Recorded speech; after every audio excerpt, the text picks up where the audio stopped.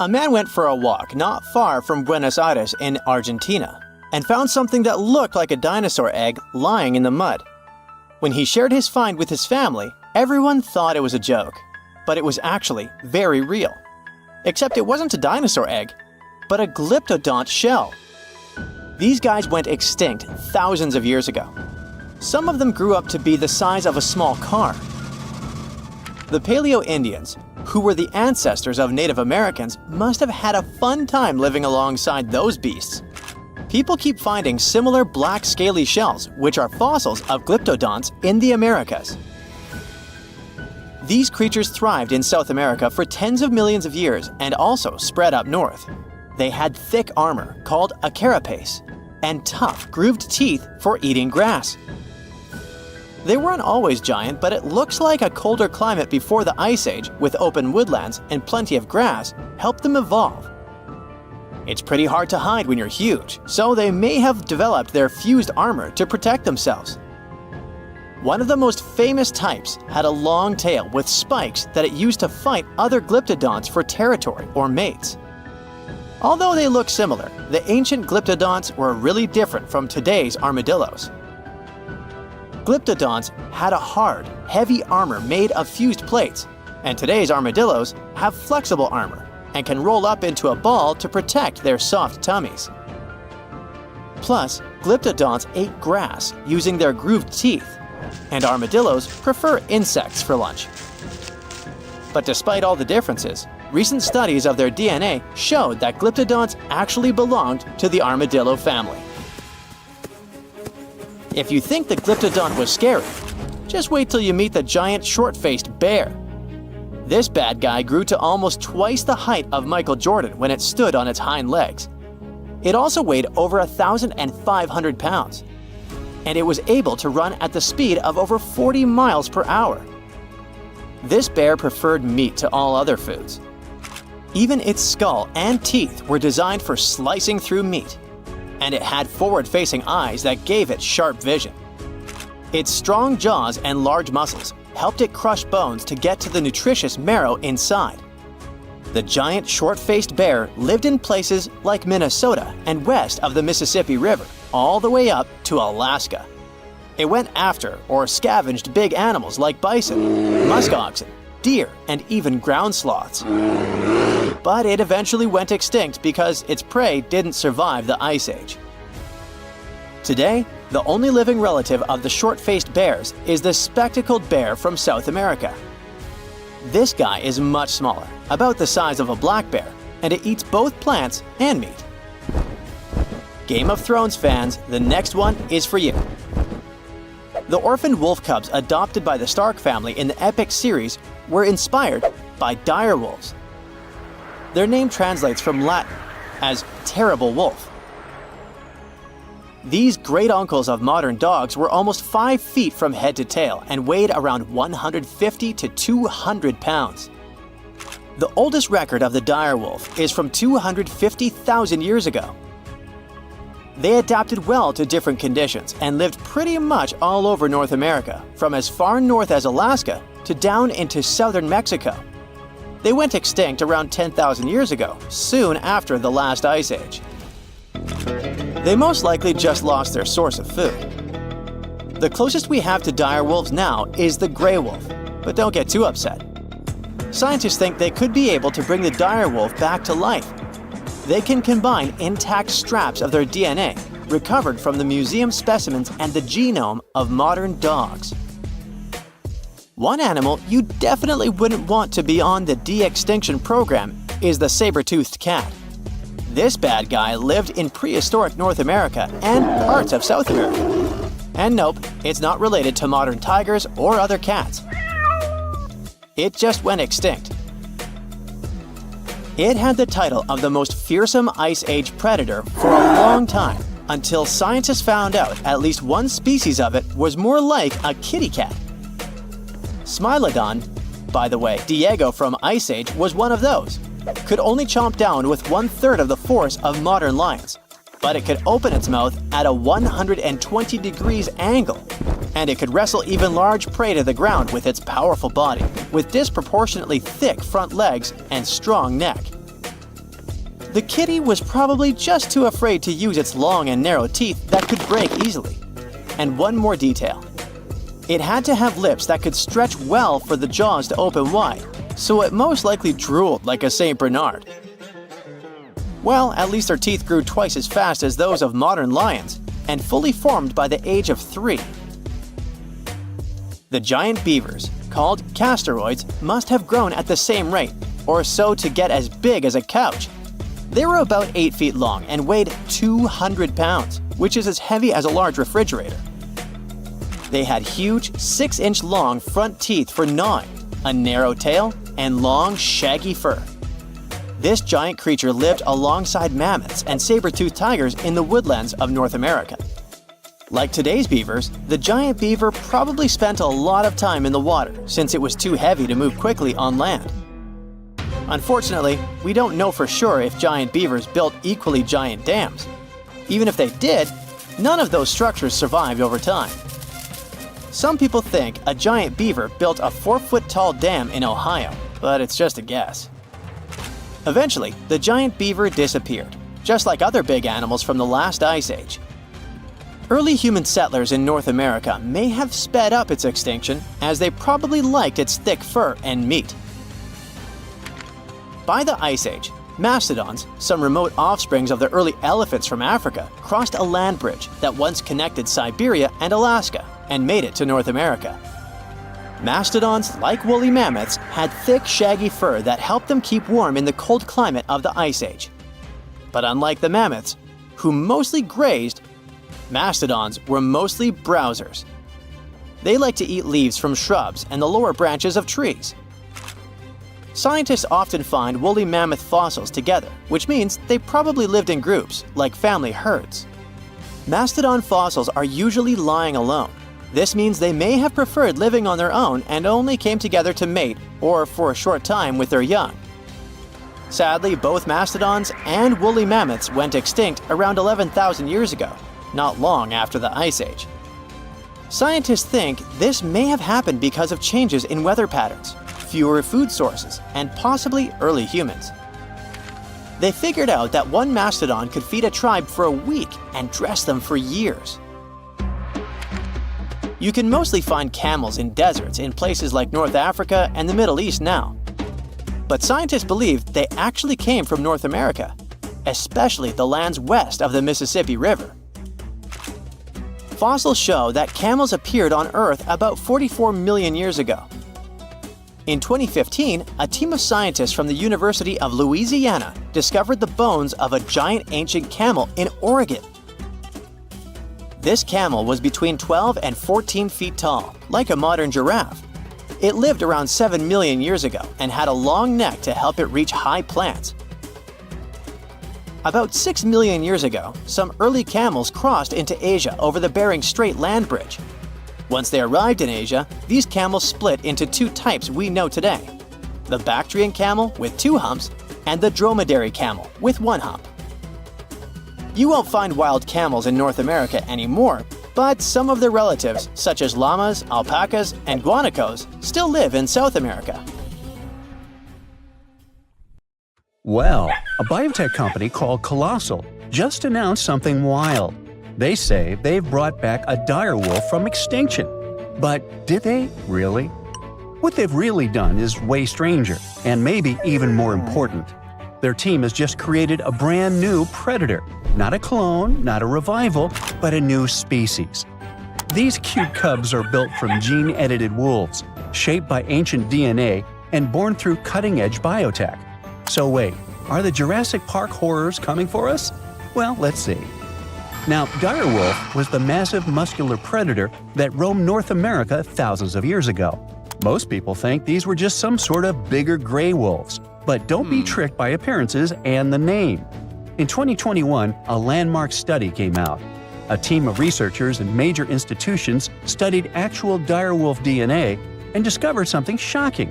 These guys weren't just big gray wolves, not even close. They were separate animals. Genetically, direwolves split off from wolves roughly 6 million years ago. Just to put that in perspective, humans and chimps split about 6 to 7 million years ago.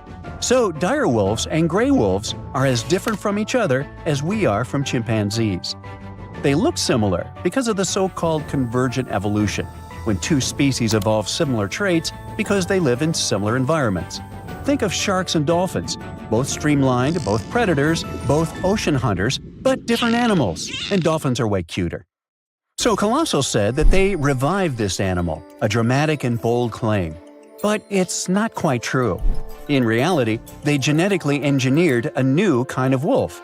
It's not a direwolf, it's not even a known species. It's a synthetic animal, one that's never existed before. And this is a massive deal, both incredible and terrifying. The company basically has taken gray wolves and modified their genes by mixing them up with some direwolf DNA they found. Which is kind of wild, because, as we said, these two animals aren't really relatives, they're completely different species. The Colossal company kind of ignored that, though. They say the gray wolf is the closest living relative to a direwolf, and that the data proves it. But what data? They haven't shown it so far, it's just a claim. Why are they even calling this a direwolf? Well, they're saying their cubs are close enough to a direwolf and maybe fill the same role in an ecosystem. Basically, if it behaves like a direwolf, walks like a direwolf, and preys like a direwolf, doesn't that count? Sounds kinda dire to me. Well, if we're being honest with words, then not really. Biologically, genetically, evolutionarily, this is now a modified gray wolf. So, how good or bad is it? Let's figure it out. The good part is that the research like this might help us restore the planet's ecosystem and ecology. Colossal and similar teams are trying to develop technologies that could be used for especially important causes. We don't notice it in daily life, but species are quietly, constantly disappearing. Scientists estimate that over 1 million species are at risk right now. When ecosystems lose a species, especially because of humanity's actions, it's like pulling out a block of a Jenga tower. Too many missing blocks, and the whole thing wobbles. But Colossal believes that if we can't bring the exact block back, we can create one that fits closely enough to stabilize the structure. For example, they've also worked on cloning red wolf-coyote hybrids.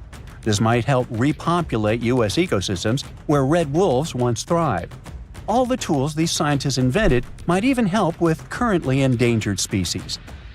Another genuinely mind-blowing part is that scientists working with Colossal found real, usable DNA from direwolves. That alone is a massive achievement. We do have direwolf fossils, tons of them from the La Brea tar pits. Hey, don't stick your toe in there. But those fossils are soaked in tar. Because of that, their DNA is usually ruined. But the team managed to find some direwolf bones that are over 12,000 years old. These specimens gave researchers enough material to begin building a direwolf genome. Not a full one, but a basic blueprint. Even if we ignore the wild new species part, this achievement is still huge because it'll help us study the extinct direwolves in more detail. We might now learn more about this animal than we ever did before. It's literally molecular archaeology. Now, all this is great, up to a point. The controversial part is, of course, the Jurassic Park one. We're not just preserving species anymore. We're starting to pull some shenanigans with it. Of course, this immediately raised tons of concerns. Both regular people and scientists are now debating heavily about this and show a lot of skepticism. Another problem is that actual ecosystems are way more complex than Jenga puzzle pieces. They're full of moving parts, millions of them, all adjusting to each other constantly. So, if you throw a new type of wolf into the mix, it won't react exactly the way a direwolf once did. The times have changed, the ecosystem has changed, the extinction happened, nature adjusted, and throwing these cubs into the wild now might be even more destabilizing. That's why these new wolves aren't being released into the wild. They won't be hunting bison or roaming ancient grasslands. That world is long gone. Their prey is gone. Their ecosystem is gone. Instead, they'll stay to live in the lab. But if we do start to put our own animals into the ecosystem one day, what happens when ecosystems start depending on human-made species to survive? Well, it's like I always say, it's nearly impossible to science your way out of a situation that you behaved yourself into. If you can't change the behavior, the science might only be flashy and not the solution. Anyway, all these are hard and important questions. For now, we might at least exhale with relief that no one is bringing the dinosaurs back. Yeah. DNA doesn't survive more than 1.5 million years, and dinosaur fossils are stone now, not cells. You can't clone from stone. But what about animals that vanished more recently? Creatures that once lived during the Ice Age, or even just a century ago? Those are within reach. The most famous example is the woolly mammoth. These shaggy giants once stomped across the tundras of the north, shaping nature by knocking down trees, flattening snow, and fertilizing soil. Their disappearance helped turn thriving grasslands into mossy, carbon-trapping bogs. Now scientists want to take preserved mammoth DNA from frozen remains, compare it with elephant DNA, identify the key differences, and create a new hybrid. Kind of the same thing we did with these new direwolf cubs. It would be a cold-resistant, tundra-stomping, woolly-coated mammoth elephant. Like that. These guys would be close enough to fill the ecological niche that mammoths once held. Then there's also the passenger pigeon. Once the most abundant bird in North America, flocks so massive they could block out the sun, but we hunted them to extinction by the early 1900s. The last one, named Martha, passed away in a zoo in 1914. But we have her DNA preserved in museum samples. And today, using AI and genomics, scientists are working to recreate a living bird that behaves like a passenger pigeon. These birds could help regenerate forests, spread seeds, and restore a part of the lost sky. And finally, the Tasmanian tiger, a striped wolf-like marsupial that once roamed Australia. It was hunted to extinction in the 20th century. But its DNA is abundant. Museums collected pelts, fossils, and even preserved pups. This one was a keystone species, a stabilizer, a hunter that helped keep ecosystems in check. So they want to restore this one as well. The idea is to bring back extinct species using artificial intelligence, genetic sequencing, and the rapidly growing toolbox of biotech. But all this has to be done very carefully. Otherwise, the species could destabilize the environment instead of helping it. Now, on the good side, even if we never bring a mammoth back, this research is already saving lives. For example, the northern white rhino. There are only 5 left, and only 1 male among them. Extinction is practically written into their future. But using preserved cells and cloning techniques, scientists are working on rebuilding the population. In any case, it looks like we're entering a new era of biology, and this discovery is going to start a conversation that will be going on for decades. Psst, run! Really, it's not safe out there. There's a saber-toothed tiger lurking around. You better be careful. What are you doing? Don't peek. Okay, just one little peek. How's this possible, you ask? That's because you're in virtual reality, of course. These cool but very dangerous-looking big cats were alive during the last ice age. What if they decided to show up at your doorstep out of nowhere? Knock knock, a saber-toothed tiger is waiting for you to buy its cookies. Meanwhile, the coelacanth, this massive-looking fish, comes from a lineage that's been around for over 300 million years. We thought they didn't exist anymore until 1938, that is, when a live coelacanth was found again. Since then, they've been roaming the waters of the east coast of Africa and the waters of Sulawesi, Indonesia. Man, I wouldn't want to go for a swim and meet one of these fellas face to face. Their jaw has an intercranial joint, which means their mouth opens up by a lot. This is so they can eat large prey, like me. Not good. They're huge, too. Imagine a fish that's as long as you're tall and weighing as much as an average human. The takahe, a flightless bird, was thought to be gone in the year 1898.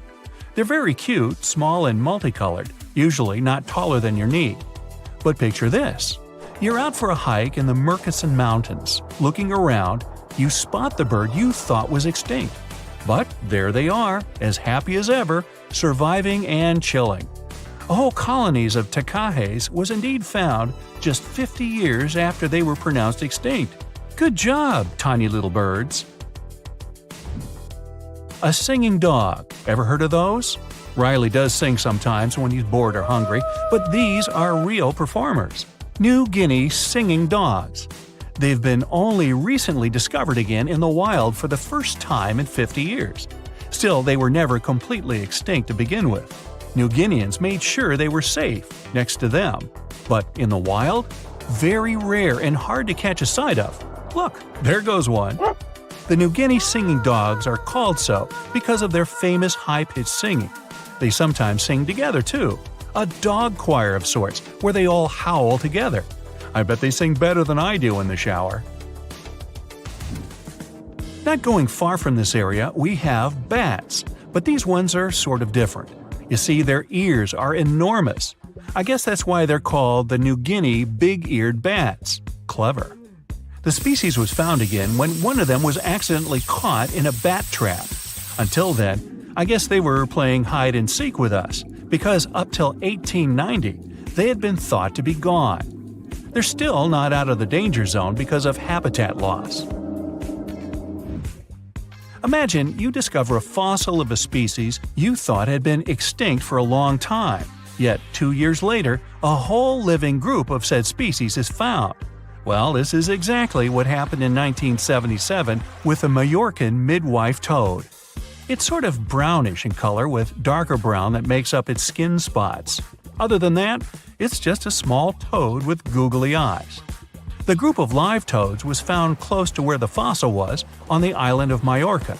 There aren't many of them left, about 500 in fact, and as of right now, they're declared vulnerable by the International Union for Conservation of Nature. Now, are you a fan of tortoises? You will be when you take a look at this huge beauty.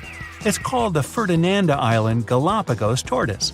It hasn't been seen since 1906, but on February 17, 2019, we were finally able to look at one of these beautiful creatures. It's probably out there with a few of its mates right now, but they also don't allow themselves to be seen. We only know they exist because there's a few tracks and scents. With yet another frog, we have the horned marsupial frog. They're out and about in Ecuador, in the Chocó Forest to be more specific. They're called this way because of their distinctive horns directly on top of their eyes. You know the pouch kangaroos use to carry their offspring? Well, the female horned marsupial frog also has that, except it's on the back, so it acts as sort of a backpack. They develop their embryos there, and when they're ready to come out, they hatch as complete infants, unlike regular frogs where they start out as tadpoles. One more toad, the starry night toad or harlequin toad. They're black and covered with loads of white spots all over them. Lost for 30 years, it was discovered back in 2019. Picture them as big bodyguards, water bodyguards to be exact. Oh, that's a very big toad on your screen. Well, for the Arhuaco people, that's exactly what they are, guardians of water. They also have their own name for them, Guna. Sounds like a cheese. When scientists found them yet again, they came across 30 of these little creatures, but initially, they were expecting only one. Well, what a nice surprise. Here's a tiger for you, although it doesn't quite look like your typical tiger. It's called the Tasmanian tiger, and it seemingly disappeared since 1936. But then, out of nowhere, people started seeing them out there in the wild just 5 years ago in 2016. They sort of resemble dogs more than tigers, or a fox maybe. Just take a look at its muzzle. Maybe even a mix of both. Then, a few others started popping up too.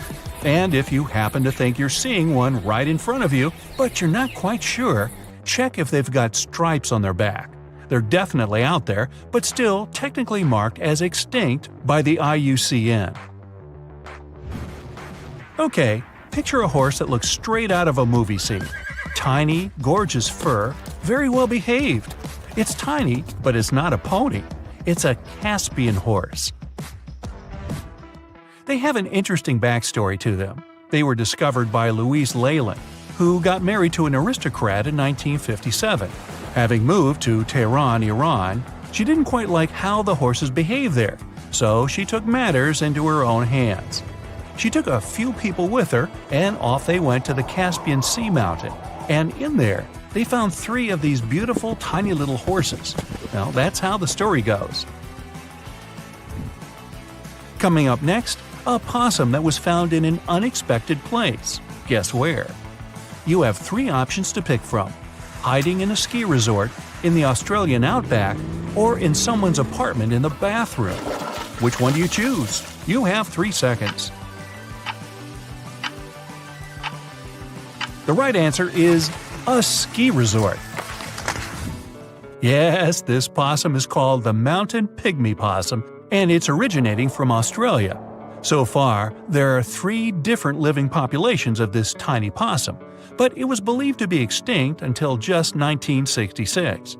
There are fewer than 100 of them, so the IUCN has marked them as critically endangered. Also from Australia is the night parrot, an absolute delight to birdwatchers. Very beautiful, yet mysterious. These little fellas live in very remote areas. You can probably count on the fingers of your hand how many times these birds have been seen since they were found again in 1979. That's how rare they are. Have you ever seen a pygmy tarsier? Neither have I. It was only in 2008 that 3 of them were caught. Scientists don't really want to lose track of their movements again, so what they did was gift them with tiny little collars. This way they can live their life as happy as ever and will know they're safe. The last one I want to tell you about is the tree lobster, but as the name might mistakenly tell you, they're not really lobsters. They're just big black bugs with huge legs. Their extinction story is a sad one. In 1920, a cargo ship got stuck on Lord Howe Island, and it had rats aboard. These rats fled the ship and ran straight to land. Even though tree lobsters are bigger than most insects, they're still relatively small compared to rats. The poor things never stood a chance. Still, in 2004, life shone again for these distinct critters. A pair of Australian scientists were out and about on the island and came across 24 of them. All of them were living beneath one single shrub. Hey, if there's enough space for everyone, it's not small, it's cozy. Bottom line, it's better to be distinct than extinct. Don't you agree? Antarctica wasn't always a frozen wasteland. A long time ago, it was full of life, and 56 million years ago, something terrifying stalked its jungles. A giant, flesh-eating bird.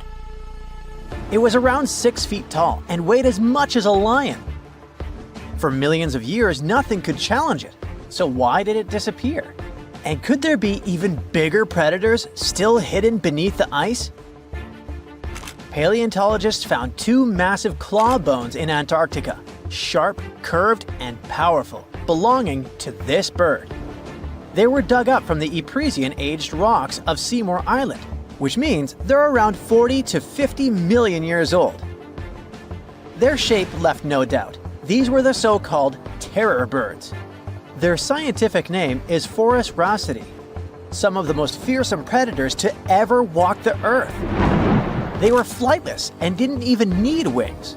Instead, they could sprint at breakneck speeds, like ostriches from a nightmare. For millions of years, these birds ruled South America. But now, for the first time, their presence has been confirmed in Antarctica.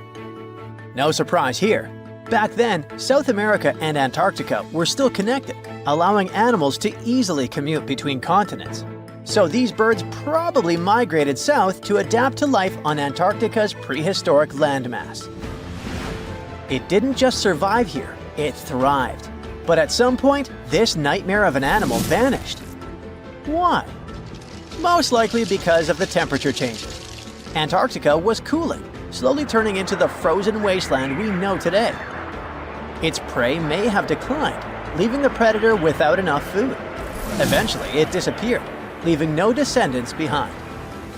Researchers hope that they'll find a complete skeleton eventually. They're also wondering where there might be even bigger species waiting to be discovered. Perhaps these birds evolved into a completely new Antarctic lineage. But for now, all we have are 2 giant, creepy claws. People often think that there are almost no animals or plants in Antarctica, But that's not true at all. Penguins waddle around, and forget the cute tiny ones. Antarctica used to have 6-foot-tall monsters. The emperor penguins are the largest penguin species alive today. They can dive over 1,800 feet deep and hold their breath for over 20 minutes. There were giant ancient penguins around 38 million years ago. They were the size of humans. Fossils show they had long, sharp beaks, making them terrifying hunters of fish and squid. The fish there are also absolutely fascinating. Forget giant squids. Colossal squids are nightmares even bigger. Some reach over 40 feet long with massive, super sharp beaks and eyes the size of dinner plates. Finally, orcas, the apex predators of the Antarctic Ocean. They hunt in packs, working together like a wolf pack of the sea to take down seals, fish, and even massive whales. There are even tiny plants like moss and algae, Antarctic hairgrass, and pearlwort. They somehow survive against all odds. There are many other myths going on about Antarctica. For example, some people think that when icebergs break off from glaciers, they immediately start drifting straight into the open ocean until they melt. But the reality is way more chaotic. First, when an iceberg breaks off from a glacier or ice shelf, it has to deal with underwater obstacles. It can stay stuck on the seafloor for decades without moving. Then they get caught in powerful whirlpools and spin in place for months. One iceberg, a 23A, spent nearly 40 years frozen in place before finally breaking free, only to get caught in a swirling ocean vortex for another 8 months. After that, their paths are influenced by ocean currents, tides, winds, and even underwater topography. They don't just float freely, their movements are full of literal, unexpected twists. And speaking of glaciers, another strange rumor is that some humans can't travel more than 311 miles inland in Antarctica because of an impassable ice wall, freezing jet fuel, deadly winds, and no oxygen. But this is completely false. Antarctica has been explored by planes, vehicles, and even scientists on foot. There's an entire research station sitting at the South Pole. People live there all year long. The ice wall is real, a massive ice cliff rising above the ocean. But that isn't some secret barrier, it's an ice shelf. These are thick slabs of ice that form when glaciers slowly flow off the land and spread over the ocean. Almost 3/4 of Antarctica's coastline is made up of them, but they don't form some giant ring around the world. Antarctica is one of the most extreme places on Earth, but we've conquered its challenges, and we keep learning more about it every year. That's why every year, millions of dollars are poured into keeping research stations running, protecting wildlife, and making sure the people who live there have everything they need. But where does all this money go? Well, Antarctica stations are basically small cities. There's electricity, heating, water purification, food storage, and medical facilities. The biggest station, McMurdo, is basically a town with over 1,000 people in summer. It has everything from a fire station to a gym. The South Pole Station is super deep inland, so it's one of the hardest places to supply. Getting food and fuel there requires airplanes flying thousands of miles in extreme cold. But the internet loves a good mystery. When Google Maps revealed what looked like a massive doorway in Antarctica, conspiracy theorists went wild. People joked about everything from Bigfoot's vacation home to a secret base, or even a Star Trek spaceship hangar hidden in the ice. But there's a way simpler and less exciting explanation. It's actually a grounded iceberg, a chunk of ice that got stuck in shallow water and is now slowly melting. As ice moves across the landscape, it flows around bumps and obstacles, creating odd shapes.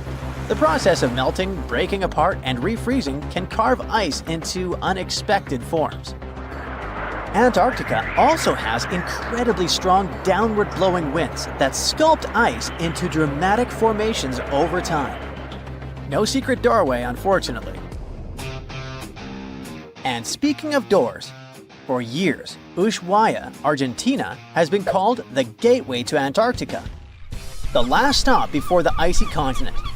The place where expeditions begin. But there's another option. Punta Arenas, Chile. Let's compare them.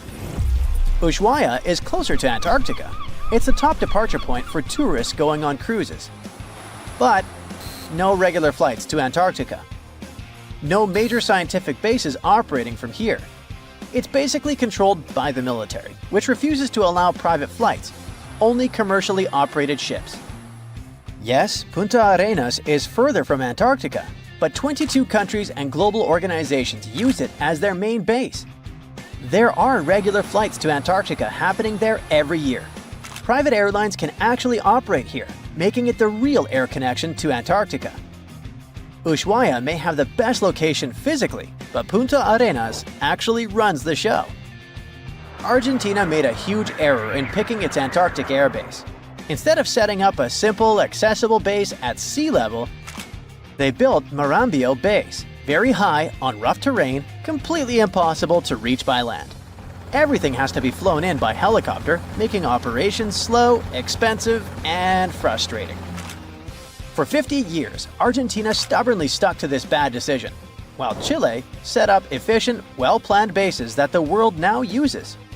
If things don't change, Ushuaia will be nothing more than a tourist stop. But what's terrifying is that Antarctica seems to be returning to its past. It's supposed to be the coldest place on Earth, but something shocking happened just recently. For the first time in recorded history, temperatures in Antarctica broke 68 degrees Fahrenheit. This continent is buried under miles of ice. Usually, temperatures there can drop to minus 112 degrees. But in the winter of 2020, scientists recorded an insane 69 degrees on Seymour Island, hotter than many places in Europe at that time. Scientists believe there are several reasons for that. First, there are changes in the way heat moves around the planet's waters. Second, melting permafrost due to the planet warming. It looks like the climate is changing faster than expected. In 1952, an Air Force plane called C-124 Globemaster II crashed into a big mountain while flying from Washington to Alaska. Sadly, everyone on board, 52 people in total, didn't make it. The bad weather at the time made it hard to find the crash site, and even later, any attempts to locate it failed. But in 2012, a helicopter crew doing a training mission spotted the pieces of the crashed plane on a glacier called Colony Glacier in Alaska. They started looking for more pieces and confirmed it was indeed the missing plane.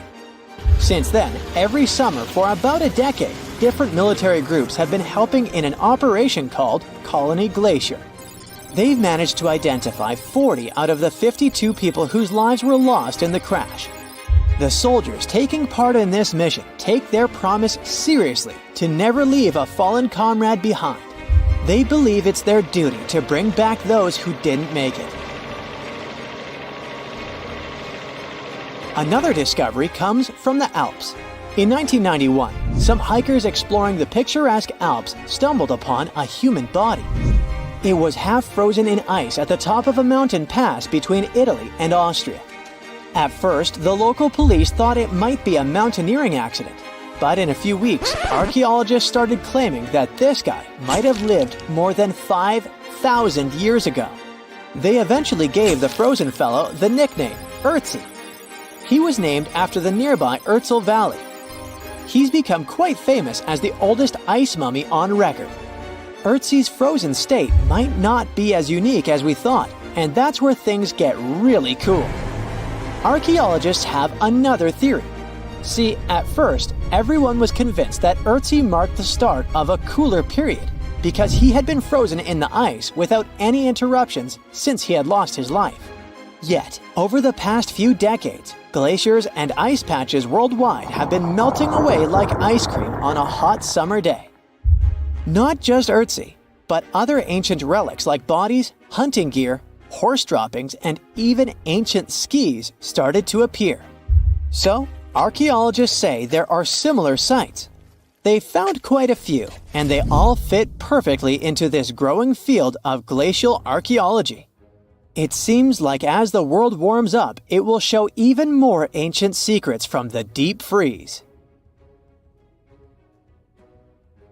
Moving on to another amazing discovery. In 2018, William Taylor and Nick Jarman were exploring the snowy slopes of Mongolia's Altai Mountains. They found an ancient treasure trove hidden in the ice. Inside the trove, they found a well-preserved 3,000-year-old arrow shaft adorned with ochre markings. It was in pristine condition, a rarity for organic items that old.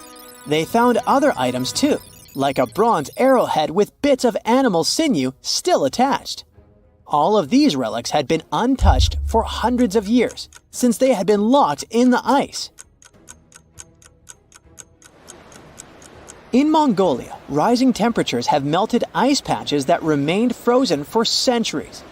Similar discoveries have been made in the Yukon, US, Italy, Siberia, and Norway. Thousands of sites have been identified. Yet, scientists are racing against time to document and preserve these artifacts before they're lost forever. The study of these artifacts challenges the definition of these environments as wildernesses and shows how indigenous people coexisted with nature there. Sometimes people find simple items too, as simple as a sandal. This one, discovered on one of central Norway's mountain passes, indicates that people used this route roughly 1,700 years ago. This suggests that there was less snow and ice in that area back then. The sandal, dating back to around 300 BCE, resembles Roman sandals of that era. Again, in Norway, hunters found an iron sword high up on a mountain, more than 5,250 feet above sea level. There's no nearby burial site, and it's puzzling why someone would have a sword in such a remote location. Archaeologists speculate that the owner might have become lost. Then, in 2011, unusual objects resembling giant slingshots began to emerge as the ice melted. Radiocarbon dating suggests that this particular object was crafted around 400 BCE. It measures over 3 feet long and has knife cuts. Those puzzled archaeologists until one team member recognized them as tong, or pliers, used to secure loads on sleds when transporting hay or leaving for animal food. People in the area used hay sleds with pliers until the 1950s, when tractors became more common. Now, let's get back in time to thousands of years ago. We can easily do that by looking at this woolly mammoth. This creature looks a bit like a cherished but slightly worn-out toy. This ancient giant, whose heyday was 39,000 years ago, is the best-preserved mammoth ever found. Even its signature shaggy hair is surprisingly well-preserved, having been trapped in glacial ice until its recent discovery in Siberia. This remarkable animal is stepping into the limelight in Yokohama, Japan. Scientists are running tests that might bring this extinct species back to life. When they stumbled upon this female mammoth, they uncovered a hidden treasure, a sample of her blood preserved beneath the ice. So they believe this ancient blood could hold the key to resurrecting the mammoth. They also found well-preserved muscle tissue. She was between 50 and 60 years old when she met her icy fate. The discovery of mammoth blood has reignited debates about the ethics of bringing back extinct creatures, like in Jurassic Park. Their ambitious plan is to implant an egg into a living elephant for a 22-month pregnancy, hoping that at least one living mammoth cell might survive. Hop on, we're going to the French Alps. We are at a spot not far from where an Air India plane tragically crashed 46 years ago. We're accompanied by a diligent mountain rescuer and his neighbor. They went to this area after a bunch of tourists had noticed a strange-looking thingy on a glacier.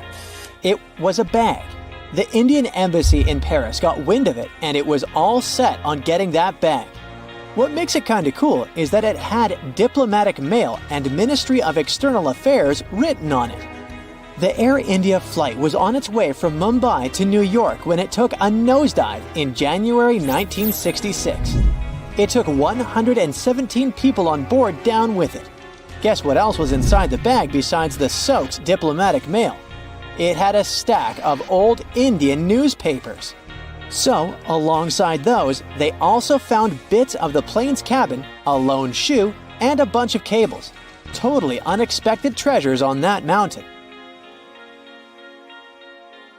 During the summer of 2013, scientists stumbled upon a message left behind by a geologist named Walker, who had placed it there 44 years before. That message sort of served as the man's last testament. He passed away just a month after hiding the bottle in the rocks on the island. The content of the message was quite astounding. In 1959, Walker had measured the distance from those very stones to the glacier's edge, and it clocked in at a mere 167 feet. By 2013, that distance had ballooned to 400 feet. Researchers are convinced that this stark contrast between the two measurements underscores the consequences of ongoing global warming. Imagine the melting ice in Norway's mountains as a time machine revealing a treasure trove. Nearly 800 Viking artifacts tucked away for over 1,000 years have been unearthed. They give us a peek into the bustling trade networks of the Viking era and the critical role of the mountain passes in this ancient commerce. Among the finds are leather shoes, cozy woolen mittens, stylish tunics, feathered arrowheads, horseshoes, walking sticks, and kitchen gadgets from the Viking chef's toolkit. There are even Viking pack horse souvenirs.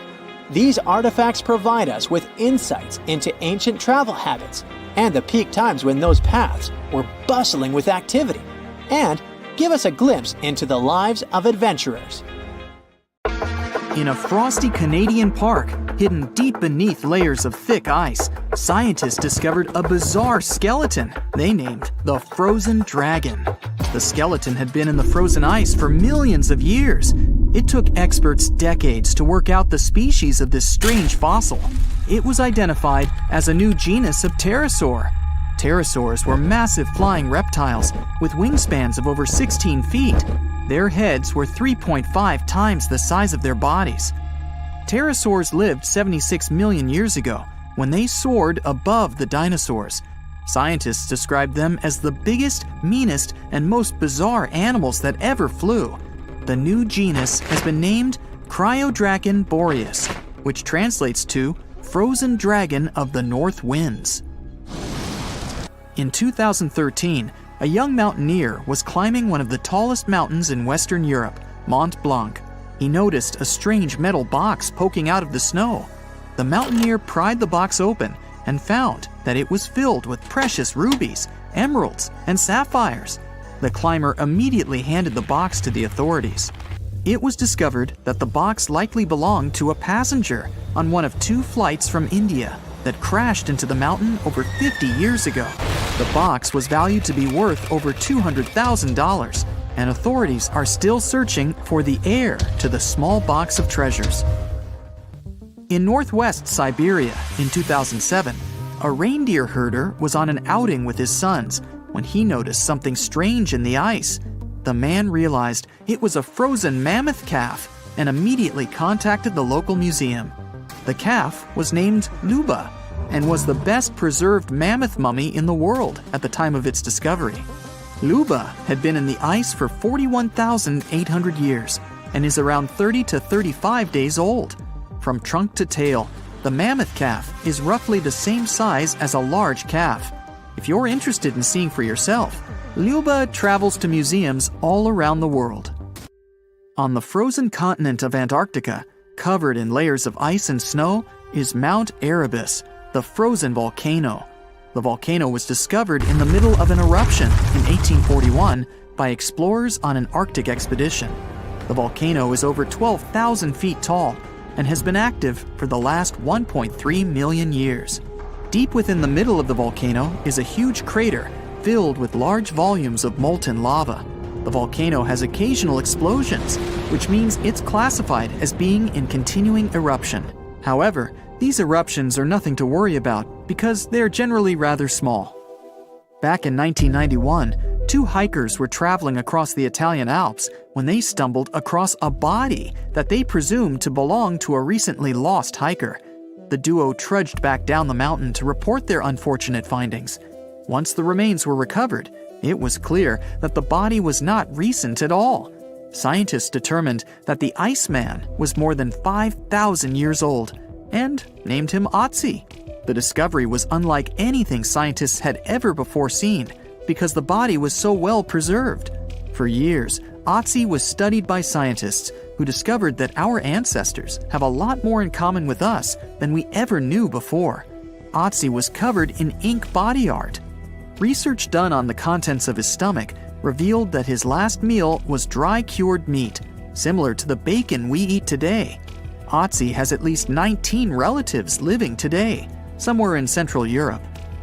Scientists were researching ancient squirrel burrows in Siberia when they came across something interesting. One of the squirrels had hidden away precious seeds deep beneath the ground. The seeds had been encased in ice for 32,000 years. The seeds were for the flower Silene stenophilia, which had long since gone extinct. Amazingly, scientists were able to recover plant tissue from inside the seeds and grow an entire crop of flowers. They've since reintroduced the previously extinct flower to natural habitats all across the world. In 1930, a team of Norwegian scientists sailed around the Arctic Ocean, conducting research on the seas and glaciers.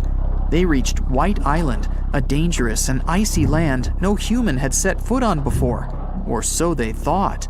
The scientists were shocked to discover the tip of a small boat sticking out of the snow.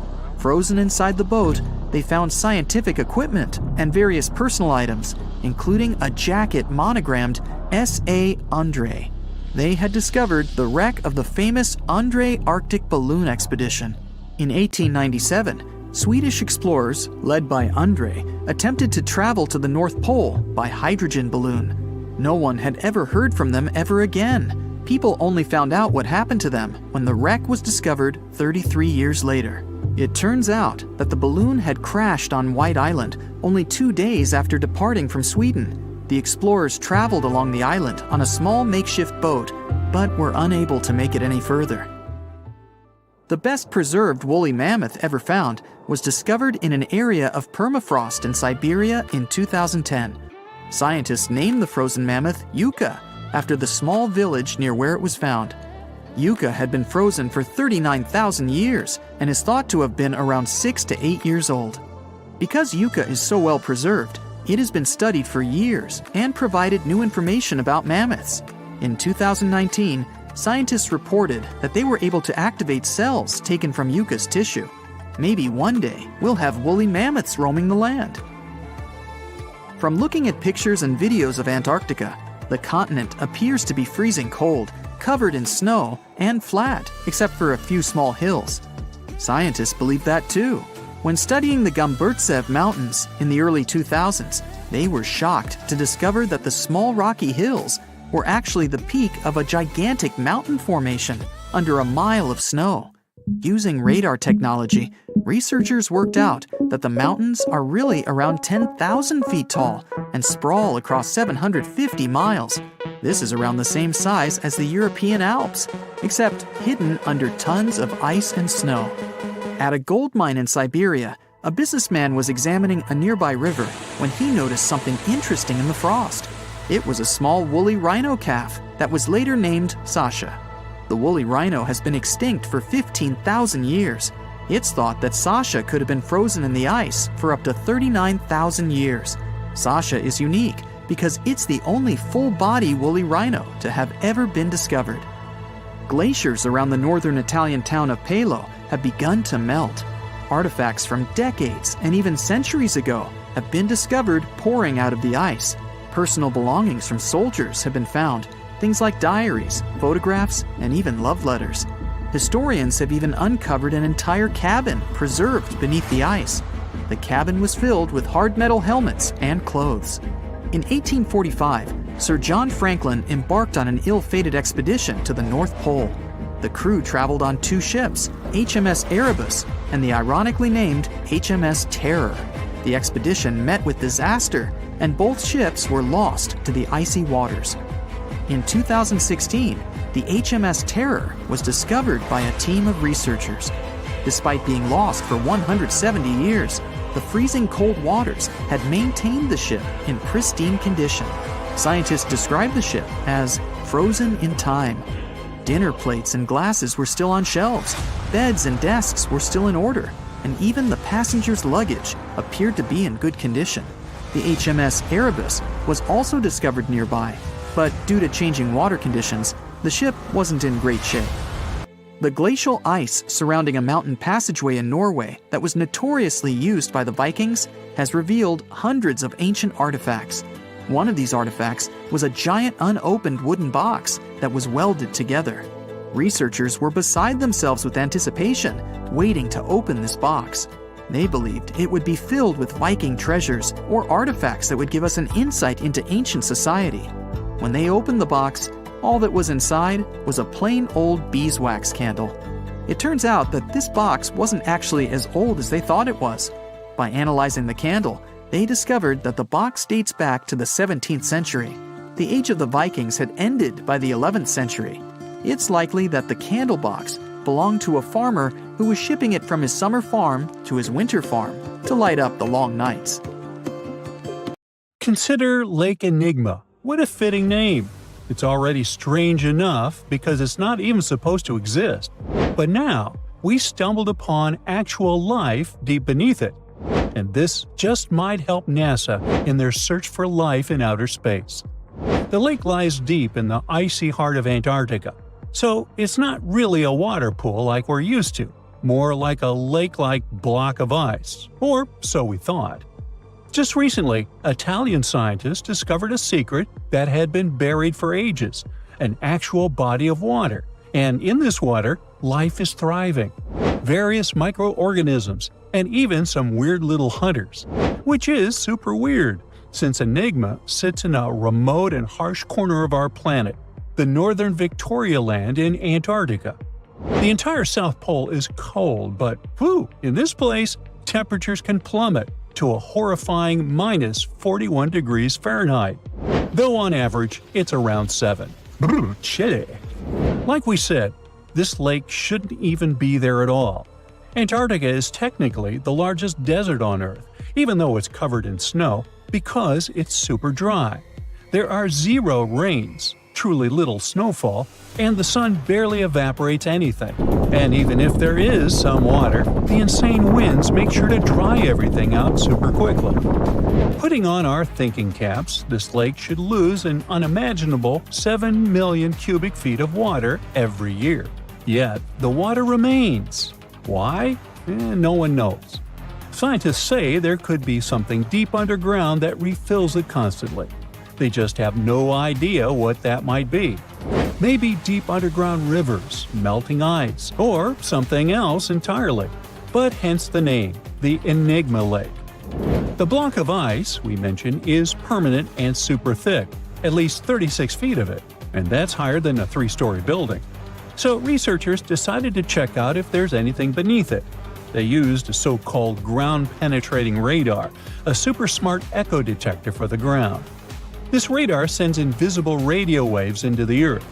When they hit something underground, like rocks, water, or anything else, they bounce back to the device. By measuring how long it takes for the signal to return and how strong they are, we can determine the distance and what exactly the radar hit. That's how animals like bats, whales, and dolphins can see underwater. And we humans stole this cool nature idea to research buried structures and hidden caves. Scientists used this device all over the Enigma surface. This way, they were able to create an entire map of this under-ice world beneath. The water itself wasn't surprising. It's the unique ecosystem in it that shocked them. Unfortunately, no secret monsters or extraterrestrial secrets this time. But there are microorganisms there that may not exist anywhere else on Earth. Somehow, these creatures have managed to survive in complete isolation and extreme cold. It's not that we don't know these microorganisms, we've met them before, just not exactly like this. There are a couple groups hanging out down there. The first one is Bacteroidota. They love breaking down complex molecules, especially in your stomach, and help digest tough plant fibers. They mostly hang out inside us, but in the outside world, we might occasionally find them in soils and oceans. Then Actinobacteriota, genius chemists among bacteria. They decompose organic materials and help the soil get healthier. They're also famous for producing antibiotics, so we owe a lot of our medicine to them. The third one is Pseudomonodota. These guys weren't a surprise. They're crazy adaptable. They can thrive pretty much anywhere, from soil to water to the human body. Some of them are good, helping plants grow and in nutrient cycles, but others can be opportunistic pathogens. Ooh, bad guys. But what is actually a surprise is that Lake Enigma has tons of passibacteria. They're ultra small even for microorganisms and can barely do anything themselves.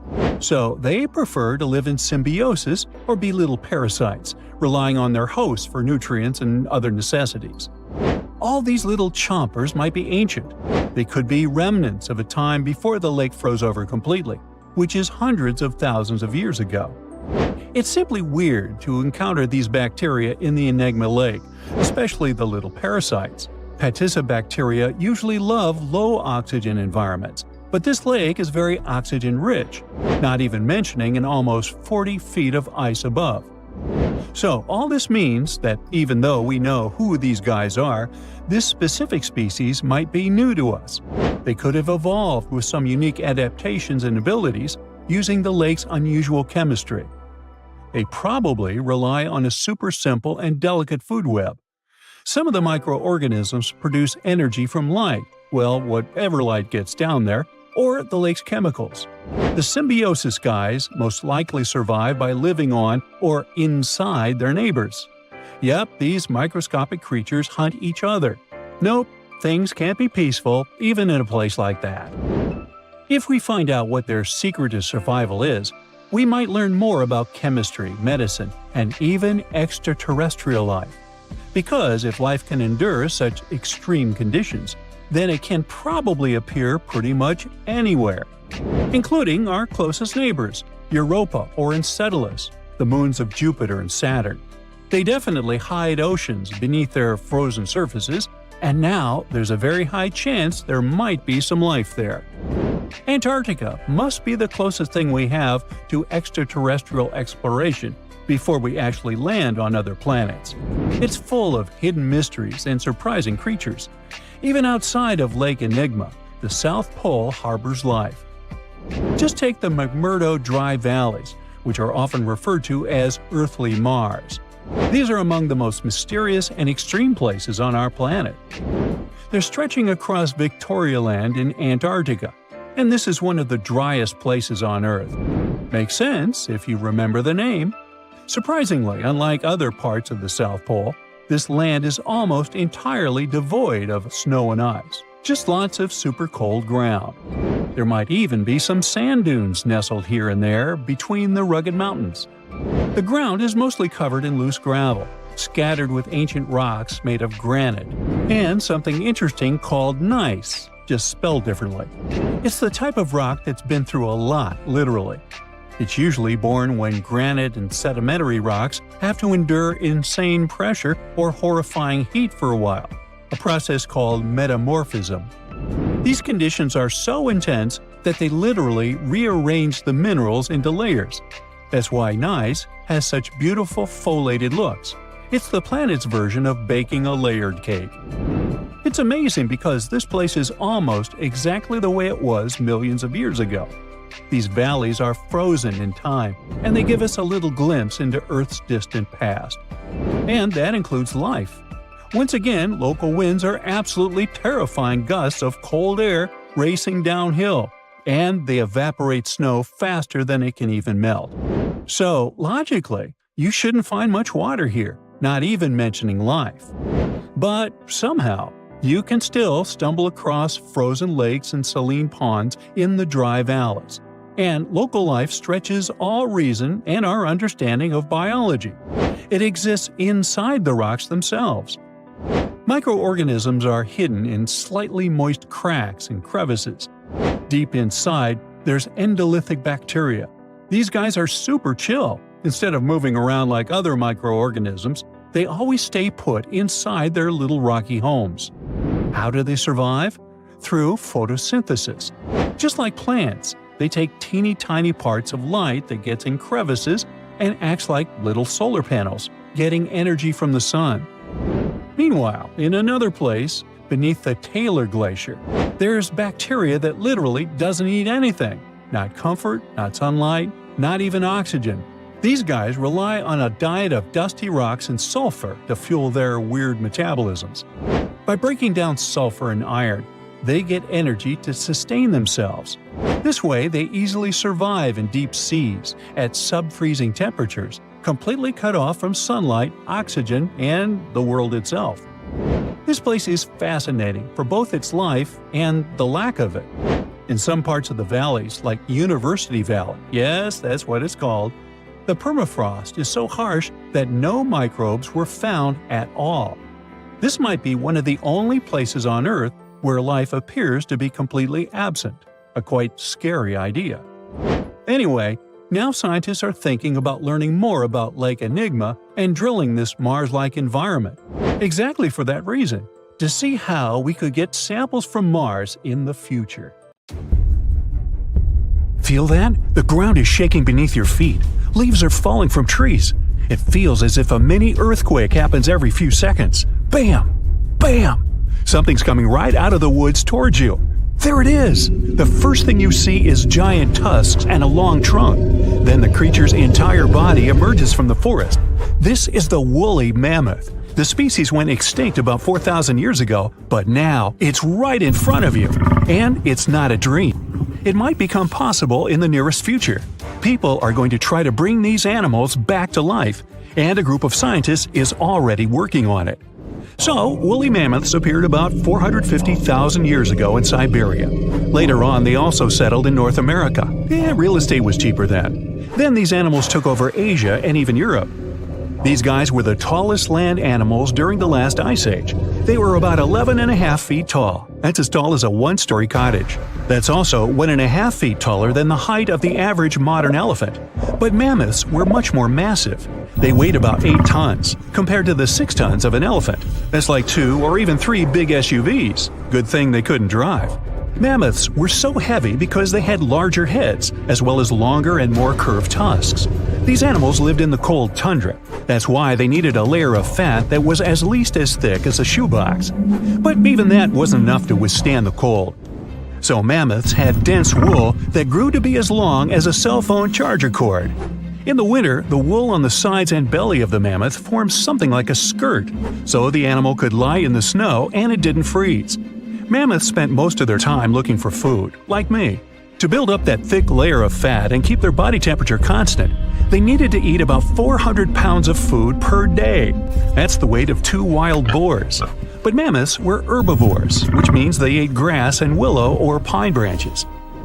But after the Ice Age, the warming began. The tundra, where mammoths live, began to turn into swamps.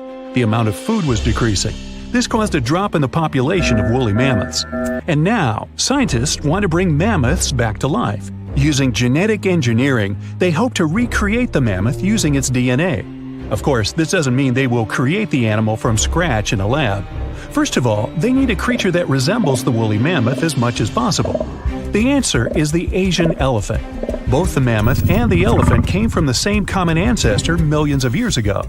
Their DNA is 99.6% the same. So, scientists only need to add several missing genes to the elephant DNA. This will provide them with fur, necessary fat, long tusks, a large domed head, and other distinctive mammoth features. And the best news is that we do have the mammoth DNA. These animals lived in colder parts of our planet with never-ending winter. This eternal refrigerator has preserved not only mammoth bones, but also their genetic material. Scientists have managed to identify about 60 specific genomes that can help recreate mammoths. The most difficult step is to bring this creature into the world. One option is to remove some DNA elements from an elephant's egg and replace them with mammoth DNA, but this would require a surrogate elephant mother. It would carry the baby for about 2 years, and then the first mammoth would be born. But scientists question this option. Creating a herd of mammoths would take decades and require too many surrogate mothers.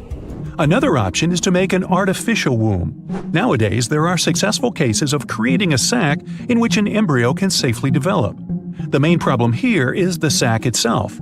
It has to be large and strong enough. It'll hold a developing mammoth baby for 2 years. In the end of this period, it'll have to withstand the weight of about 200 pounds. But it's also important to remember that elephants live in a matriarchal society, just like mammoths did. And when an elephant is born, the first thing it sees is its mother. Their connection remains strong for many years as the baby elephant grows. So many people say that such a way of growing a mammoth is highly unethical. But scientists continue their research. They insist that their goal is to improve the already existing genetic engineering technologies and apply them in the future. This way, we can save endangered animal species. But why should we bring woolly mammoths back to life in the first place? Some scientists believe that these animals played an important role in the planet's ecosystem. These days, the tundras of Siberia and North America are gradually warming up and releasing a lot of carbon dioxide. This contributes to the greenhouse effect, which warms up our planet even more. These tundras are now heavily overgrown with moss. But thousands of years ago, when woolly mammoths roamed these areas, tundras were more like pastures. Mammoths trampled moss and felled trees. They were some sort of ecosystem engineers. It's believed that the return of mammoths to these areas might help bring them back to their original state. Restored pastures will keep the soil from eroding. They may even be enough to decrease the production of harmful carbon dioxide. Recently, ecologists have brought many bison and other animal species to the vast expanses of Siberia for the same purpose. But some scientists believe that woolly mammoths would do a much better job. If this experiment turns out to be successful, people would have an opportunity to bring back to life a huge number of extinct animal species. Unfortunately, there's a limit to how long animal DNA can survive in fossils.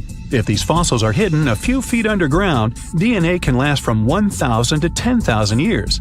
If the fossils, let's say, are in the ice in the Antarctic, DNA can remain intact for several 100,000 years. Unfortunately, it means we would never be able to recreate dinosaurs. They went extinct about 66 million years ago, and people just don't have any access to their DNA.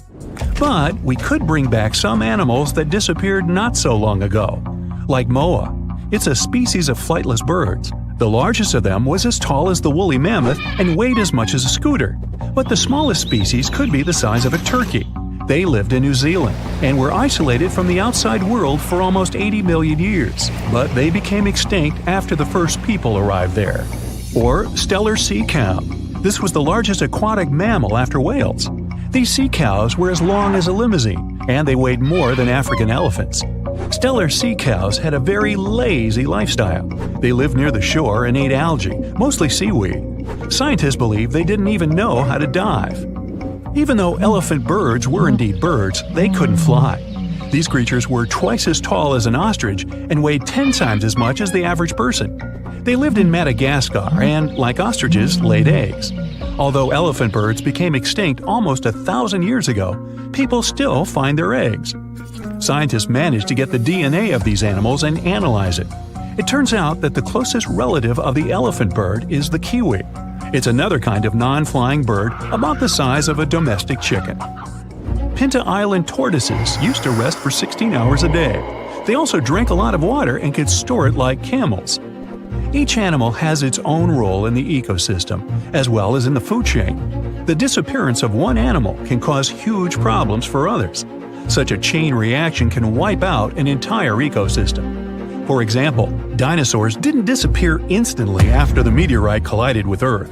The impact caused fires all over the planet. This decreased the amount of food for plant-eating dinosaurs. When they disappeared, meat-eating dinosaurs began to starve. And then all dinos gradually vanished off the face of the Earth. Many scientists think people do need genetic engineering technologies that can bring back extinct species. The pace of climate change on the planet is getting too fast for some animals to keep up with it and survive. Human intervention in this process could save many lives. This technology might also help recreate people if something happened and all life on Earth got wiped out.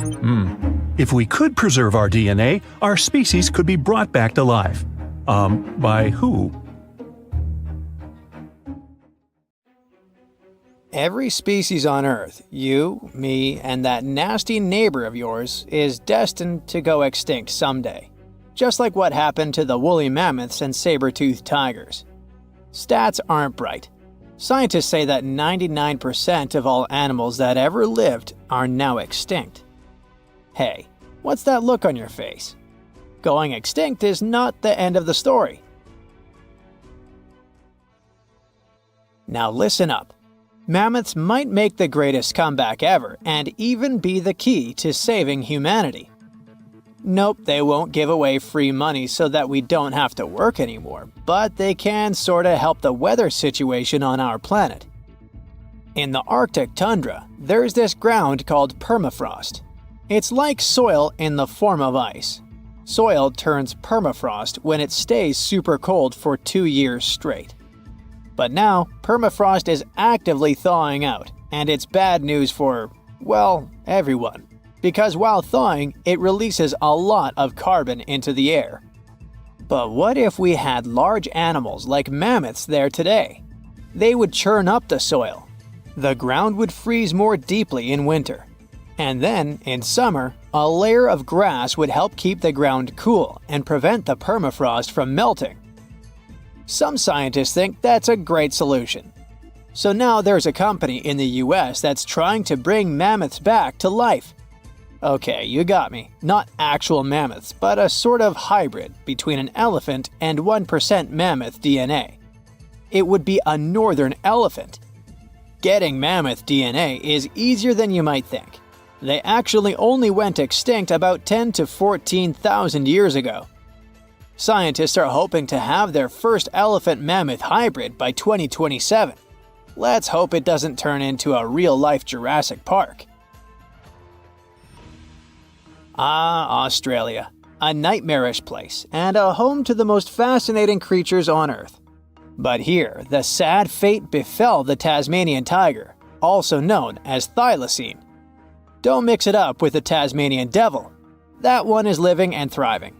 Nope, the thylacine was a marsupial predator that used to chill in Australia, South Tasmania, and New Guinea. It was a nocturnal who preyed on other marsupials, like kangaroos. In the 30s, the farmers suddenly claimed that thylacines were eating their livestock. Looking back at it now, that was probably an exaggeration. But humans started to hunt poor thylacines until they were all gone. And then it turned out that hunting away the important predator isn't the brightest idea. Who would have thought? You see, thylacines kept things in check by eating bad animals. So once they disappeared, the Australian wildlife was basically doomed. 35% of total mammal extinctions on Earth happened here. That's an awful world record. I know it sounds gloomy, but hey, maybe we can fix this. Remember that company we mentioned? It wants to bring back the thylacine too. Luckily, many thylacine embryos are still preserved in jars, like some creepy pickles. If we bring them back to Tasmania, this could help revive the entire ecosystem.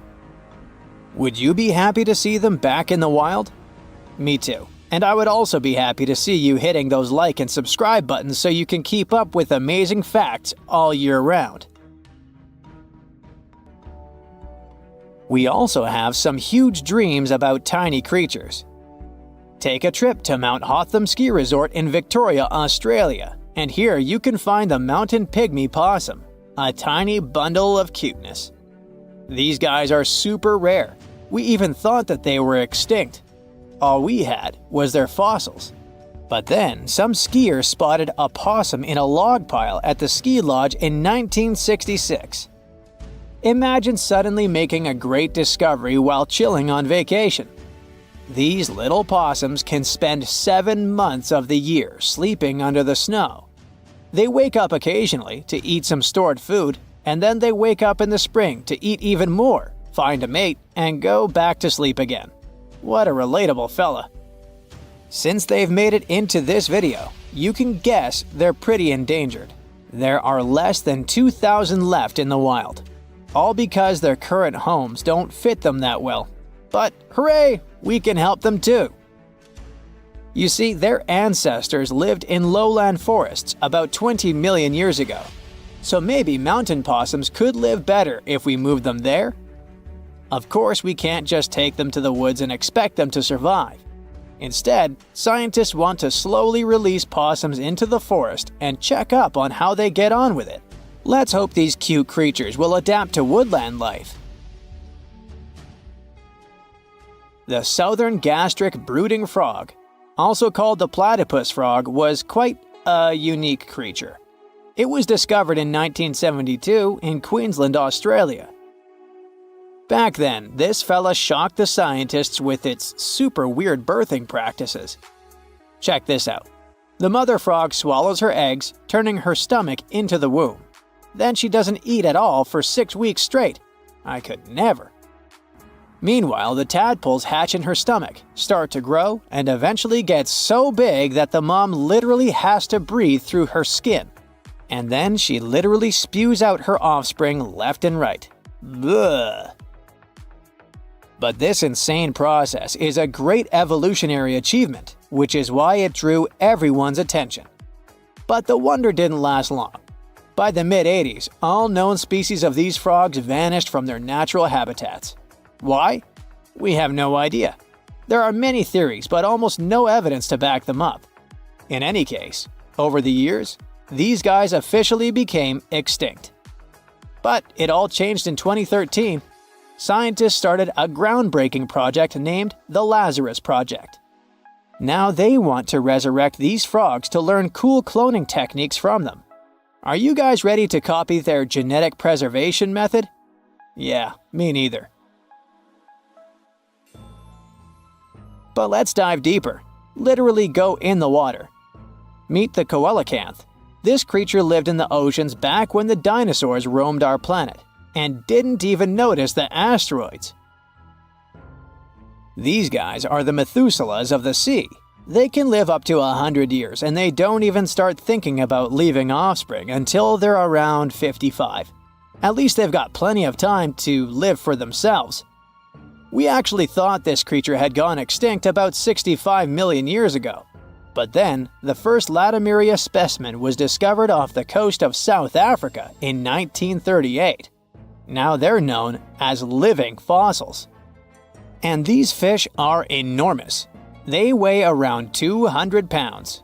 They're also super stylish, with those lobe-fished paddles that make them look like disco balls. Oh, and they're great aerialists. Thanks to those versatile fins, they can even do headstands and swim belly up. The coelacanth is also a bit of a homebody. It's not very energetic and likes to live in underwater caves during the day, only coming out at night to snack on smaller fish and squid. Another animal who's literally me. Now we're trying our best to preserve this species, and I won't be surprised if it outlives us all. And finally, let's talk about the largest and most awkwardly looking flightless bird from New Zealand, the South Island takahe. The tale of the takahe started way back in the Middle Ages. Humans accidentally hunted them all away, and by the late 19th century, it seemed there were none of them left. But then, they were rediscovered in New Zealand in 1948. Poor guys did all they could to hide from us in the mountains, but we still got them. But it's different now. Since then, we've been trying our best to save them from extinction. There's a takahe recovery program going on, and it shows great results. They managed to greatly boost the number of birds in the wild. As of 2023, the takahe population has grown to around 500 birds. They're now considered nationally vulnerable, not nationally critical. It's a little progress, but progress nonetheless. Let's keep it up. You're walking along the riverbank. It's quiet, save for the water's peaceful burbling. The hot Georgia sun beats down on your neck. That's when you notice something strange on the ground. Looks looks like a quarter-sized black coin with a weird pattern on it. You bend over for a closer look. Is it a coin? This thing looks like an ancient seal with a symbol carved in it. It's probably from some long-lost civilization. You could sell it and make a fortune. You crouch down on one knee to pick up your newfound treasure. As soon as your finger touches it, you pull your hand back as fear wells in your gut. It's hairy. Whatever. Nothing a good cleaning won't fix. You go to pick it up again, digging your nails in the dirt around it to pull it out of the ground. That's when it moves. Your heart jumps in your throat. It's pounding so hard you can feel it in your head. The fear turns to horror when the coin wiggles its way out of the ground. It's no ancient treasure.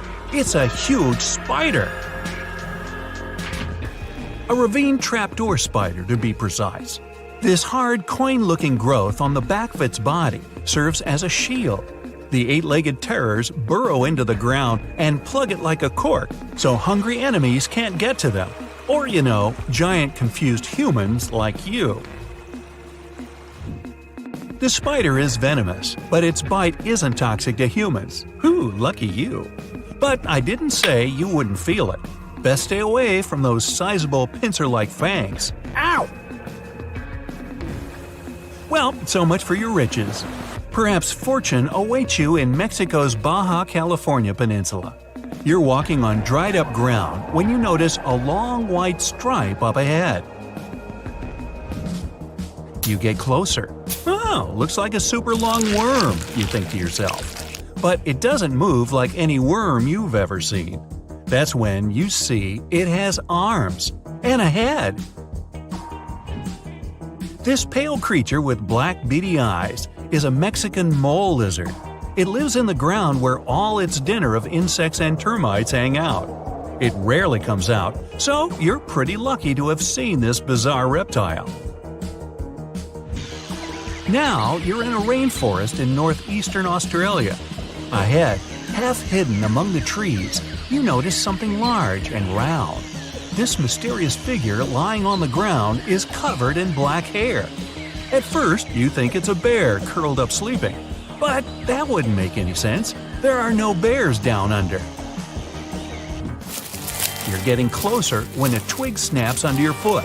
The thing hears you and springs to its legs. It turns to you, and you now see this is a bizarre and beautiful bird. That black hair is actually a thick coat of long, fine feathers. This formidable fowl has a bright blue head with a large horn on top. Is that a trumpet? No. It stands on two powerful legs with a dagger-like claw on each foot that can be as long as your hand. Take away those feathers, and you might mistake this thing for a velociraptor.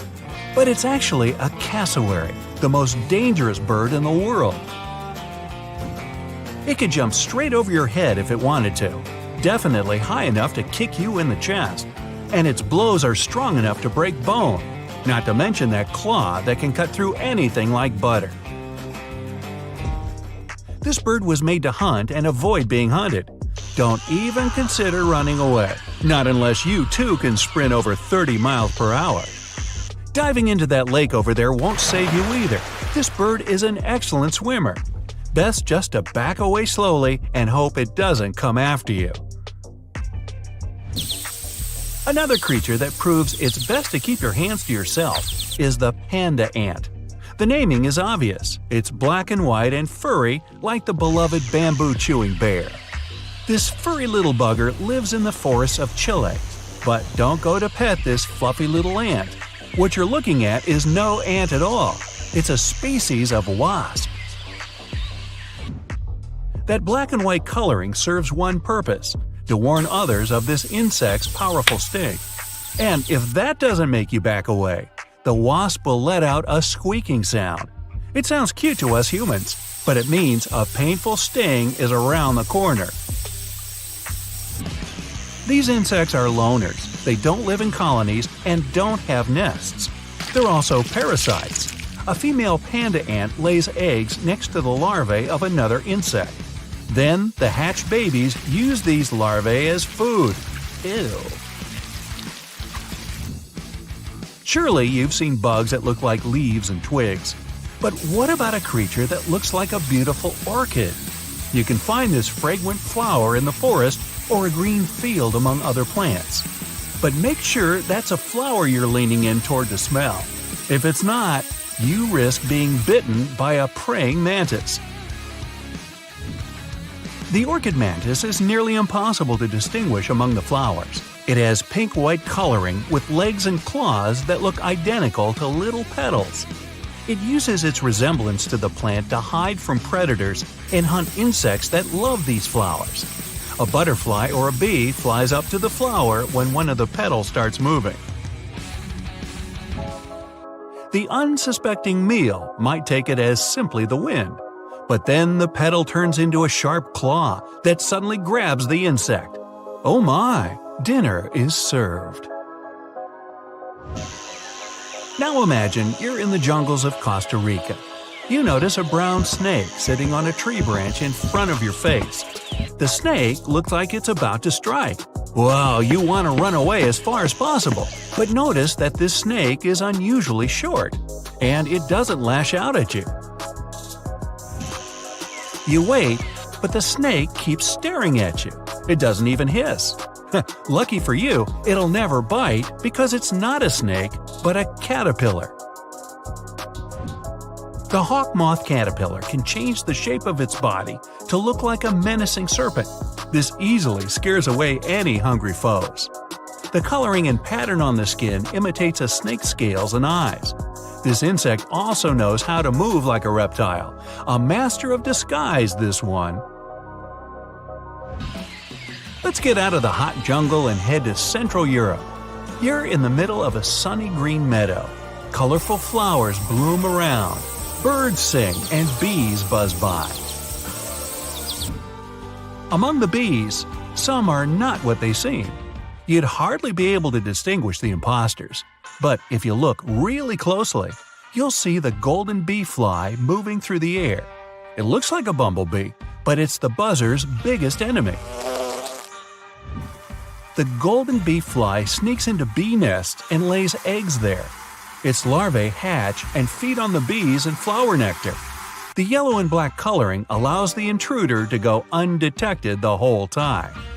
The camouflage also keeps enemies away. Nothing would touch this fly if it thinks it'll get a bumblebee sting.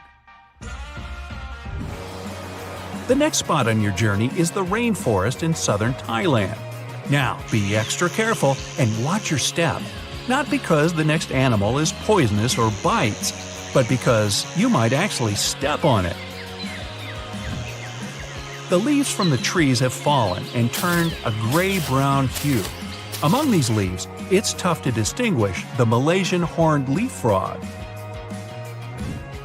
Its body shape, coloring, and especially those pointy growths coming out above its eyes all allow this amphibian to hide perfectly among the fallen foliage. This frog can sit for hours in one place, waiting for its next meal to come close enough to…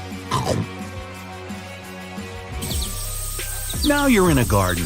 You see a beautiful bright flower and a small bird hovering near it. The bird flaps its wings so quickly you can hardly see them. And that long needle-like beak makes you immediately assume you're looking at a hummingbird. But as soon as you get closer, you realize this is not a bird, but an insect. Fortunately, the hummingbird hawk moth isn't venomous and doesn't sting. It's just a lovely little creature that decorates the garden with its presence.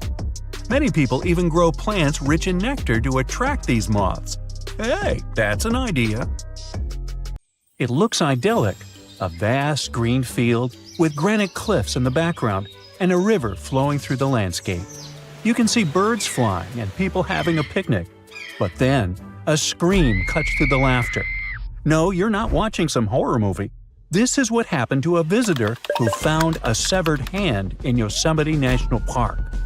Running into crime scenes in national parks is unfortunately more common than you think. Yosemite, for example, holds a record of police investigations. making it the second most dangerous park in the U.S. Not only that, but this is also a pretty huge place, bigger than some countries like Samoa or Luxembourg. You can see why this is an ideal place for you to become a missing person photo on a milk carton.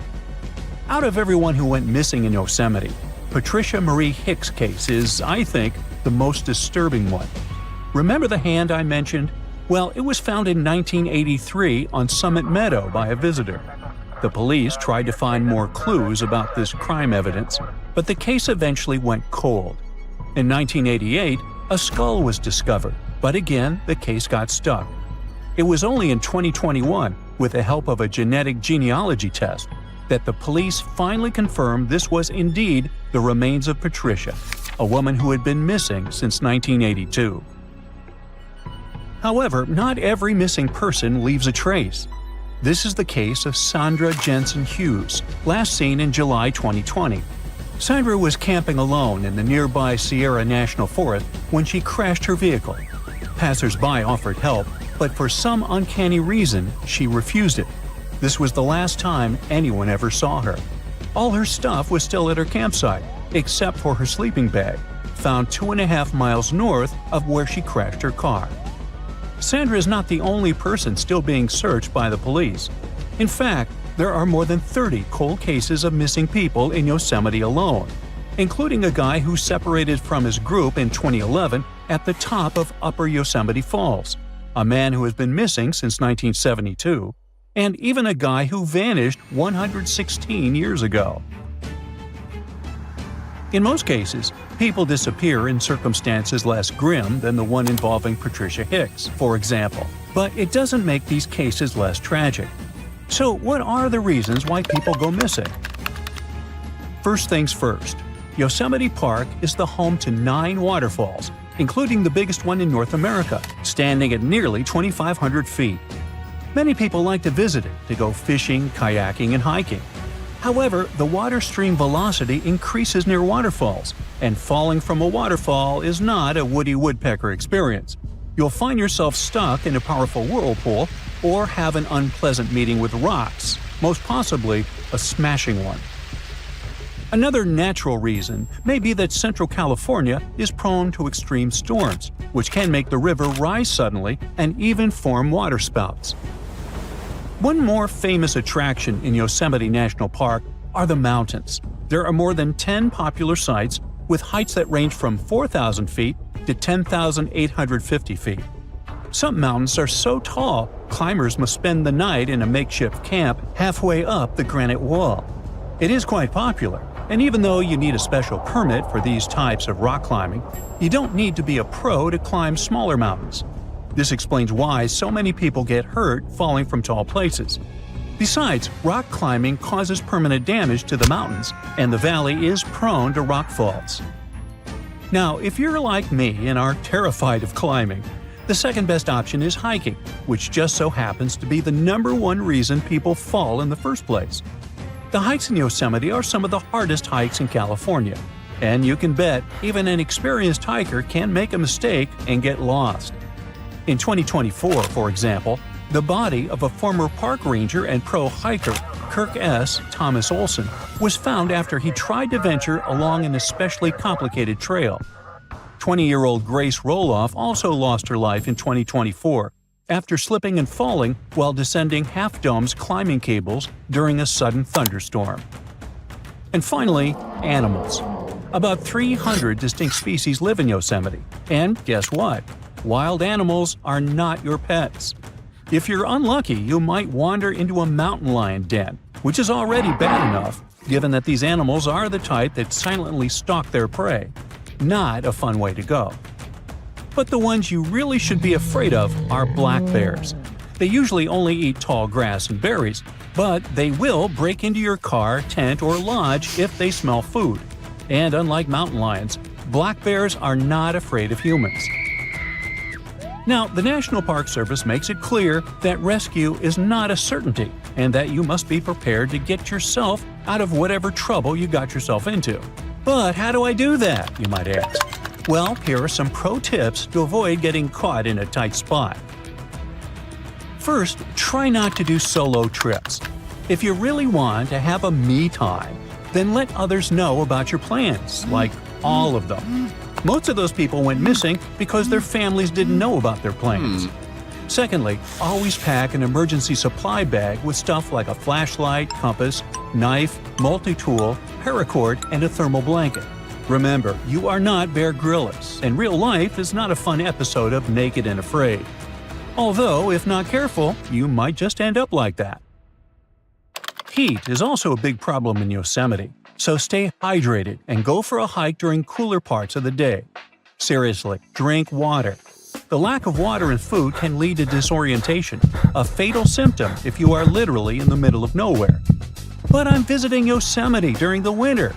Well, one more reason to keep your water and food levels up, because you burn more calories when hiking in the snow.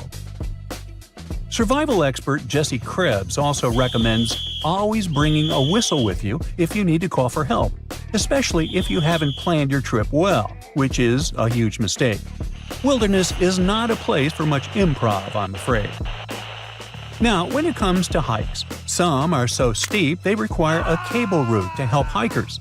If the cables are down for some reason, avoid these areas. And do not rely on the internet or phone services to communicate with others if you find yourself in danger, because the connection in parks is usually not particularly good. Oh, and don't feed or engage with wildlife. I know bears are friendly shaped, but unfortunately, they are not your friends. Learn how to safely store your food so wild animals don't bother your camp, and do not feed them. Fail to comply, and the park might give you a $5,000 fine. Also, be careful of where and how you drive. Car crashes are the second most common reason why people need medical assistance in national parks. So use tire chains during icy periods, wear your seatbelts, and don't go driving around like you're Dominic Toretto. And just in case I didn't stress this enough, watch out for the weather. Not just because water streams are dangerous, but also because lightning is a common occurrence in Yosemite. A lightning bolt may not strike you, but it may strike a tree, causing a fire or making it fall. A thunderstorm may trigger rock slides or make a climb slippery, like it happened to Grace Roloff. And finally, be careful with strangers, okay? Remember, stranger equals danger, etc. Well, that surely was fun, light, and not terrifying at all, right? Well, hopefully now you'll be wary of strangers, nature, and everything in between. Stay safe, be smart about it, and enjoy the park. Consider Lake Enigma. What a fitting name. It's already strange enough because it's not even supposed to exist. But now, we stumbled upon actual life deep beneath it. And this just might help NASA in their search for life in outer space. The lake lies deep in the icy heart of Antarctica, so it's not really a water pool like we're used to, more like a lake-like block of ice, or so we thought. Just recently, Italian scientists discovered a secret that had been buried for ages, an actual body of water, and in this water, life is thriving. Various microorganisms, and even some weird little hunters, which is super weird, since Enigma sits in a remote and harsh corner of our planet, the northern Victoria Land in Antarctica. The entire South Pole is cold, but in this place, temperatures can plummet to a horrifying minus 41 degrees Fahrenheit, though on average it's around 7. Chilly. Like we said, this lake shouldn't even be there at all. Antarctica is technically the largest desert on Earth, even though it's covered in snow, because it's super dry. There are zero rains, truly little snowfall, and the sun barely evaporates anything. And even if there is some water, the insane winds make sure to dry everything out super quickly. Putting on our thinking caps, this lake should lose an unimaginable 7 million cubic feet of water every year. Yet, the water remains. Why? No one knows. Scientists say there could be something deep underground that refills it constantly. They just have no idea what that might be. Maybe deep underground rivers, melting ice, or something else entirely. But hence the name, the Enigma Lake. The block of ice we mentioned is permanent and super thick, at least 36 feet of it, and that's higher than a 3-story building. So researchers decided to check out if there's anything beneath it. They used a so-called ground-penetrating radar, a super-smart echo detector for the ground. This radar sends invisible radio waves into the earth. When they hit something underground, like rocks, water, or anything else, they bounce back to the device. By measuring how long it takes for the signal to return and how strong they are, we can determine the distance and what exactly the radar hit. That's how animals like bats, whales, and dolphins can see underwater. And we humans stole this cool nature idea to research buried structures and hidden caves. Scientists used this device all over the Enigma surface. This way, they were able to create an entire map of this under-ice world beneath. The water itself wasn't surprising. It's the unique ecosystem in it that shocked them. Unfortunately, no secret monsters or extraterrestrial secrets this time. But there are microorganisms there that may not exist anywhere else on Earth. Somehow, these creatures have managed to survive in complete isolation and extreme cold. It's not that we don't know these microorganisms, we've met them before, just not exactly like this. There are a couple groups hanging out down there. The first one is Bacteroidota. They love breaking down complex molecules, especially in your stomach, and help digest tough plant fibers. They mostly hang out inside us, but in the outside world, we might occasionally find them in soils and oceans. Then Actinobacteriota, genius chemists among bacteria. They decompose organic materials and help the soil get healthier. They're also famous for producing antibiotics, so we owe a lot of our medicine to them. The third one is Pseudomonadota. These guys weren't a surprise. They're crazy adaptable. They can thrive pretty much anywhere, from soil to water to the human body. Some of them are good, helping plants grow and in nutrient cycles, but others can be opportunistic pathogens. Ooh, bad guys. But what is actually a surprise is that Lake Enigma has tons of passibacteria. They're ultra-small even for microorganisms and can barely do anything themselves. So they prefer to live in symbiosis or be little parasites, relying on their hosts for nutrients and other necessities. All these little chompers might be ancient. They could be remnants of a time before the lake froze over completely, which is hundreds of thousands of years ago. It's simply weird to encounter these bacteria in the Enigma Lake, especially the little parasites. Passibacteria usually love low-oxygen environments, but this lake is very oxygen-rich, not even mentioning an almost 40 feet of ice above. So all this means that even though we know who these guys are, this specific species might be new to us. They could have evolved with some unique adaptations and abilities using the lake's unusual chemistry. They probably rely on a super simple and delicate food web. Some of the microorganisms produce energy from light, well, whatever light gets down there, or the lake's chemicals. The symbiosis guys most likely survive by living on or inside their neighbors. Yep, these microscopic creatures hunt each other. Nope, things can't be peaceful even in a place like that. If we find out what their secret to survival is, we might learn more about chemistry, medicine, and even extraterrestrial life. Because if life can endure such extreme conditions, then it can probably appear pretty much anywhere, including our closest neighbors, Europa or Enceladus, the moons of Jupiter and Saturn. They definitely hide oceans beneath their frozen surfaces, and now there's a very high chance there might be some life there. Antarctica must be the closest thing we have to extraterrestrial exploration before we actually land on other planets. It's full of hidden mysteries and surprising creatures. Even outside of Lake Enigma, the South Pole harbors life. Just take the McMurdo Dry Valleys, which are often referred to as Earthly Mars. These are among the most mysterious and extreme places on our planet. They're stretching across Victoria Land in Antarctica, and this is one of the driest places on Earth. Makes sense if you remember the name. Surprisingly, unlike other parts of the South Pole, this land is almost entirely devoid of snow and ice. just lots of super cold ground. There might even be some sand dunes nestled here and there between the rugged mountains. The ground is mostly covered in loose gravel, scattered with ancient rocks made of granite, and something interesting called gneiss, just spelled differently. It's the type of rock that's been through a lot, literally. It's usually born when granite and sedimentary rocks have to endure insane pressure or horrifying heat for a while, a process called metamorphism. These conditions are so intense that they literally rearrange the minerals into layers. That's why gneiss has such beautiful foliated looks. It's the planet's version of baking a layered cake.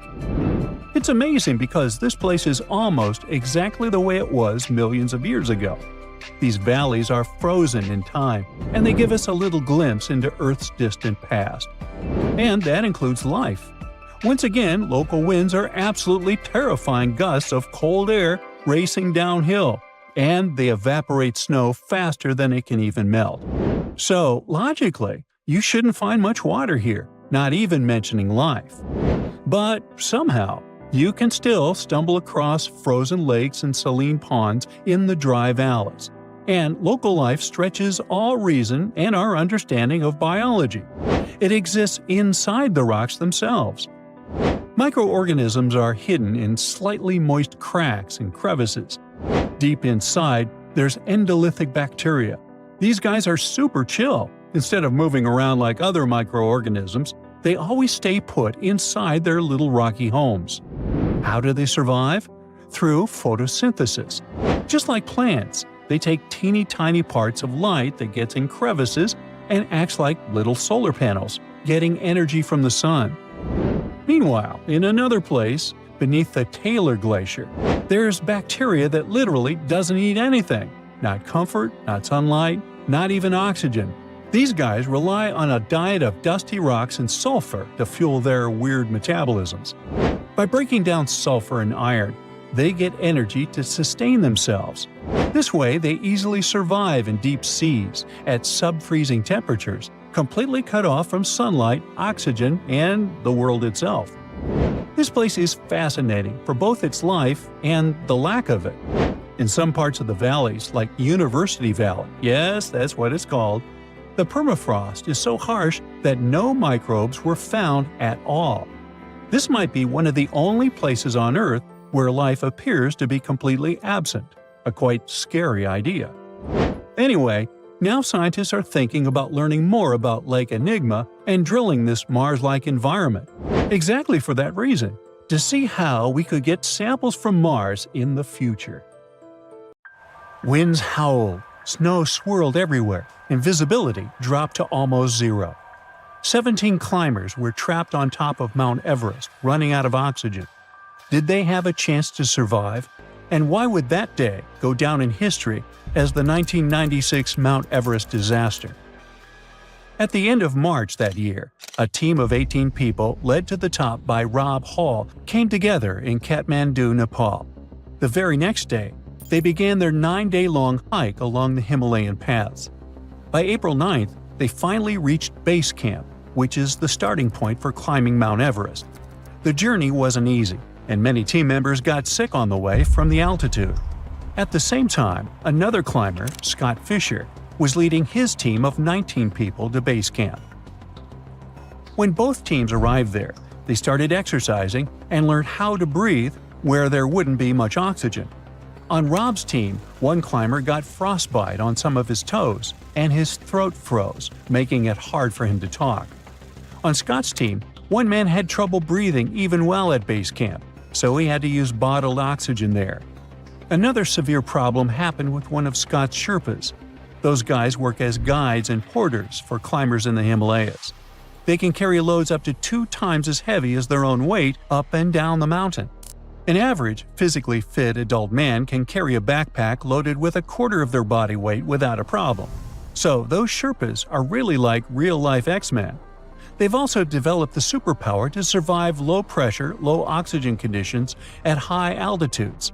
Scientists suggest it's because they have lower oxygen concentrations in their blood and more oxygen flows to their muscles. It could also be their genes. In either case, one of Scott's superhuman Sherpas got sick and could barely breathe because of the thin air. He was forced to return to the hospital, but passed away several weeks later. Sadly, it wouldn't be the only demise on that tragic ascent. The teams pressed on and departed base camp on May 6th and reached Camp 2 on the same day. 3 days later, they made their way to Camp 4, the final camp before the summit. The plan was to climb to the summit and return to Camp 4 within 18 hours. Staying too long at such high altitudes, especially without extra oxygen, could be very dangerous. Meanwhile, one climber from another expedition that was also on its way to the top stepped out of his tent without properly attaching the sharp spikes on his boots. Without them, he slipped and fell into a deep crack in the ice on a steep part of the mountain. But after he was rescued, he still decided to climb down the mountain the next day and didn't survive. At that point, the teams were in the zone where there isn't enough oxygen in the air, so it's hard for the human body to survive. Some climbers from the groups met another team who were heading back down the mountain. They told them it was too dangerous to push on because of bad weather, but no one listened to the warning. At midnight on May 10th, climbers from different groups started their journey to the top. Each of them carried 2 extra oxygen tanks, but they knew the oxygen would run out by 5 p.m., so they had to climb up and get back down quickly. The Sherpas who helped set up safety ropes were delayed, so the climbers had to wait for an hour on the steep slopes. Some climbers were less experienced, which slowed the entire group down. The leader of the first group, Rob Hall, had told everyone to turn back by 1 or 2 p.m., whether they made it to the summit or not. Around 1 p.m., the first group of climbers reached the top of Mount Everest. Many climbers didn't turn around at the planned 2 p.m. deadline. Scott Fisher let his team keep going until after 3 p.m. Rob Hall and one of his climbers, Doug Hansen, didn't make it to the top until 4 p.m., far too late to start heading back safely. By then, the weather was getting worse. By 3:30 p.m., a storm began rolling in, and by 6 p.m., it had become a full blizzard. Some climbers got back to camp safely, but by 10 p.m., half of the group was still stuck in the storm. One group was stranded at 27,000 feet, just 200 feet from Camp 4. The blizzard made it impossible to see, so they decided to huddle together and wait for the storm to pass. Rob Hall and Doug Hansen were stuck near a steep, icy section called Hillary Step. Hansen collapsed, and Hall stayed with him. Hansen's body was never found. Later, Sherpas found the bodies of other climbers at different altitudes on the mountain. The disaster took 8 lives in total and injured others. It was the highest number of fatalities within 24 hours on Mount Everest. 5 years after that, the mighty Everest did everything to stop Marco Sevriti from being the first person to snowboard all the way down its summit. The route he chose for the descent didn't have enough snow, so the French mountaineer and snowboarder had to choose another one. After just 660 feet of the journey, a fastening strap on his snowboard broke because of the cold. A Sherpa helped him to repair it, and he finished the descent to 21,000 feet in 2 hours. The next year, Marco came back to repeat his success on a different slope of Everest. It was August, so it was kinda late in the season, but it didn't stop him. Marco reached the summit with 3 Sherpas on the 8th of September. He was really tired by then, and the weather was changing, so his guides told him not to go. But he didn't listen. The Sherpas lost sight of him several times. About 4,300 feet below Camp 3, the Sherpas saw a distant figure of a man who stood up and then disappeared down the mountain. No one ever found either Sevriti or snowboard tracks leading to his last refuge. But we might still hear about Marco, as it sometimes takes about 100 years to find traces of someone who was lost on Everest. On June 8, 1924, Andrew Sandy Irvine and George Mallory set out to do something no one had ever done before: reach the top of Mount Everest. But something went wrong, and the 2 men vanished in the icy heights. No one knew if they had made it to the summit before disappearing. If they had succeeded, they would have beaten the first ascent record that was set only 29 years later. In 1999, climbers found Mallory's body on the mountain. But then, for some reason, the body mysteriously disappeared. Climbers couldn't locate it with drones or cameras, even though they had the exact coordinates of the spot. It looks like someone moved it, but no one knows why. Then one day in September 2024, a team working on a National Geographic documentary spotted something unusual: a boot sticking out of the ice on a glacier far below the steep north face of Everest. The leather looked old and cracked, and the steel hobnails on the sole were from a time long ago. Inside the boot, they found a sock with a red label stitched inside. It said A.C. Irvine, confirming that these were Sandy Irvine's remains. A few days earlier, while hiking down the central Rongbuk Glacier, the team had discovered an old oxygen bottle from 1933. That bottle wasn't connected to Mallory and Irvine's climb, but it helped the team figure out where objects and bodies might fall if someone slipped down the mountain. Irvine had carried a small Kodak camera during the climb, and many believe the photos inside it might hold the answer to the biggest question: had they reached the summit before they passed away? Members of Irvine's family have offered DNA samples to confirm his identity. Hey, we landed on the moon. We sailed around the world. Romeo met Juliet. Hey, it's hard to imagine that there are creatures out there who saw it all happen. Immortal animals. Well, almost. Glass sponges are weird little creatures that sit in one place for thousands of years. From their favorite spot under the sea, they witnessed the first Europeans crossing over to the Americas. They can live up to 15,000 years. And what's even cooler is that they can control their aging process, speed it up or slow it down. They have a glass-like exoskeleton for protection. Lobsters can grow back a limb if they lose it, and they're basically immortal. They produce an unlimited number of enzymes that keeps their DNA young forever. And they just keep on growing. That means they outgrow their own shells. They have to shed their exoskeleton every now and then and upgrade to a bigger one. The largest lobster ever caught was 44 pounds off the coast of Nova Scotia. Scientists think this large lobster was around 100 years old. It was around when Edison invented the phonograph. This next creature is a mix between a jellyfish and a tree branch. Each end of the hydra has a ringed foot, and it spends its days chilling by lakes and rivers. Its tentacles grab onto tasty snacks that swim past it. So, what's the secret to its immortality? That's something everyone wants to know. The hydra has the ability to renew its stem cells. Scientists have been trying to do that for years. They can actually slow down their aging process. Now, these little sea creatures are red sea urchins. They sit on seaweed in shallow waters and are immortal. Well, we haven't been studying them long enough to know for sure, but scientists say they only grow in size, not in age. What? Well, they sort of stay like little baby urchins, but grow in size. Adult, baby urchin, okay. These little babies can reach around 100 years old, even 200. The slowest on the list? The giant tortoise. It can reach 200 years old. And one of the oldest is Jonathan. He's technically the oldest crawling land animal. He was born in 1832 and lives it up on a remote island called St. Helena. Jonathan's been through a lot. He's seen the very first American skyscraper, the Eiffel Tower.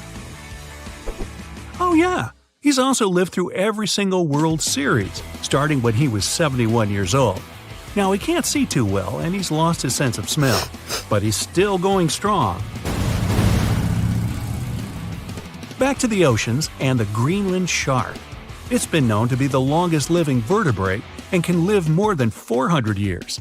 Swimming around for that long in the deep, dark, cold ocean means these sharks are tough.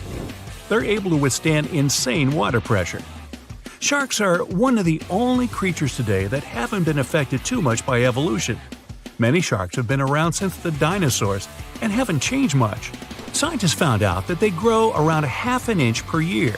So, with a little bit of quick math, they can easily find out the age of these tough sharks. Imagine seeing a shark that's older than the USA.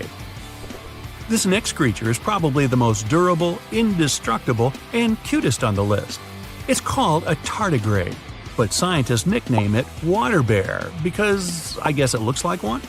But it's not exactly bear size. It has 8 legs and hands with a strange little nose. And these bizarre microscopic creatures are indestructible. They're known to live in the most extreme places on the planet. They're fine with temperatures as high as 300 and as low as minus 330. Volcanoes, frozen desert nights, they can even handle radiation and massive amounts of pressure in the deepest parts of the ocean. They can even survive the vacuum in space. No tiny little spacesuit or anything. That would be cute enough. So far, they've survived 10 days on the outside of a spaceship, but they could probably do longer. Tardigrades might be able to outlive humans if there's some sort of worldwide catastrophe. Microscopic organisms in charge of the planet. Wonder what that would look like. Whether it's all the volcanoes erupting at once, or another ice age, or even another pesky asteroid. Tardigrades probably wouldn't even notice. Scientists are studying them to see if they can help us with some next-level biotech. Now, just for fun, here's the mayfly. This poor little insect doesn't even make it past 24 hours on average. Females and males can make it to a whopping 2 days old. Talk about living in the moment. These little flies grow in swarms and are known to have one of the shortest lifespans of any creature. But as a species, well, they've been around for hundreds of millions of years. Jellyfish have discovered the fountain of youth, and surprise, surprise, it's been inside them all along. Not inspirational poster style, but literally, it's always been inside them. Jellyfish are able to reverse their aging process whenever they want. Imagine you're swimming along and then you think to yourself, gee, I kind of want to be 8 again. And poof, there you are. Who wouldn't want to go back to being 8? That's how jellyfish stay young and live stress-free. These brainless and boneless creatures can turn the clock back anytime they want, as long as no one bothers them. They're super chill, just floating in whatever direction the current takes them. Like, go with the flow? This creature looks like something right out of a sci-fi movie, and you could say it has sort of alien features. The giant weta outweighs a mouse and is considered one of the biggest insects out there. You find these big bugs in New Zealand. While jellyfish can reverse their aging process, some members of the weta family can come back to life. Talk about superpowers. If they get completely frozen, they start to make special proteins that stop their organs from getting ruined. After whatever amount of time they're frozen, they can be thawed out and brought back to life, like nothing ever happened. In fact, the giant weta has ears on its knees in its front legs. And because it can resurrect, it's also called the zombie bug. Planaria are flatworms that are unique. Apart from being practically immortal, they're the ultimate regeneration machines for lost body parts. If you take one of them and divide its body into 10 parts, you'll end up with 10 new planaria. You keep dividing them up, they'll keep multiplying, even though they're usually less than an inch long. Imagine if we could figure out how to do that. Would that be a way for us to live forever? Or would we end up with a totally crazy world with copies of everyone walking around? How about the world's fastest relay team, 4 identical Usain Bolts? Now, clams have been around for a really long time. Scientists have discovered that they can live up to 400 years old. These little shelled creatures are the ones that create those shiny little pearls everyone loves. A clam will go into action mode when a parasite gets inside. The clam tries to cover the parasite with a bunch of special chemicals, the same ones it uses to make the inside of its shell. That's when the magic starts to happen. When these chemicals harden up, they make a shiny, glossy pearl. The more chemicals, the bigger the pearl. Now, this long, slippery-looking creature lives deep in the caves of Europe. The olm can live up to be 100 years old. It spends its days hunting for little insects, snails, and crabs with its tiny front arms and wriggling snake-like body. Its skin is so pale that some locals even call it the human fish. Hey, wait a minute. The olm is almost blind, but it can still detect light. It just mostly does it through its skin. Like other blind animals, it has a supercharged sense of hearing and smell. It gets its distinct look from those little red gills around its neck. You're lazing around on the deck of the ship when you see something whitish-gray covering the horizon. Like in a horror movie or your worst nightmare, this weird fog is nearing the vessel. It's infinite. You can't see where it starts or where it ends. Soon it makes the ship look like a grain of sand in a vast desert. That's when the realization hits. It's an iceberg, and your ship is likely going to repeat the Titanic's fate. Now, all this is a very likely scenario, since the world's biggest iceberg, A23A, is on the move again after months of spinning in a huge water vortex. And it's actually the second time in just a couple of years that this massive chunk of ice has broken free. The first time was in 2023, when the berg went wandering around after being stuck on the seafloor for a staggering 37 years. The thing is huge, about 3 times the size of New York City. It also weighs nearly 1 trillion tons. The giant chunk of ice first broke off from Antarctica's Filchner ice shelf back in 1986, but instead of floating away, it got grounded on the seafloor just a few miles from where it started. Because of that, it melted much more slowly than most icebergs. In December 2023, A23A finally broke free and started to drift away from Antarctica. But it didn't get far before getting stuck again, this time near the South Orkney Islands. It got trapped in something called a Taylor column. That's a huge spinning water current that forms when ocean currents swirl around an underwater mountain. At one point, A23A was rotating around 15 degrees counterclockwise every day. Luckily, as of December 2024, the iceberg escaped the Taylor column and is now slowly moving again. Researchers are super curious to see if it'll follow the same path as other giant icebergs that have broken off from Antarctica, or if it'll find its own unique way. Such enormous icebergs, such as A23A, release nutrients into the water as they melt, and it can actually create hotspots of life in parts of the ocean that are usually pretty empty.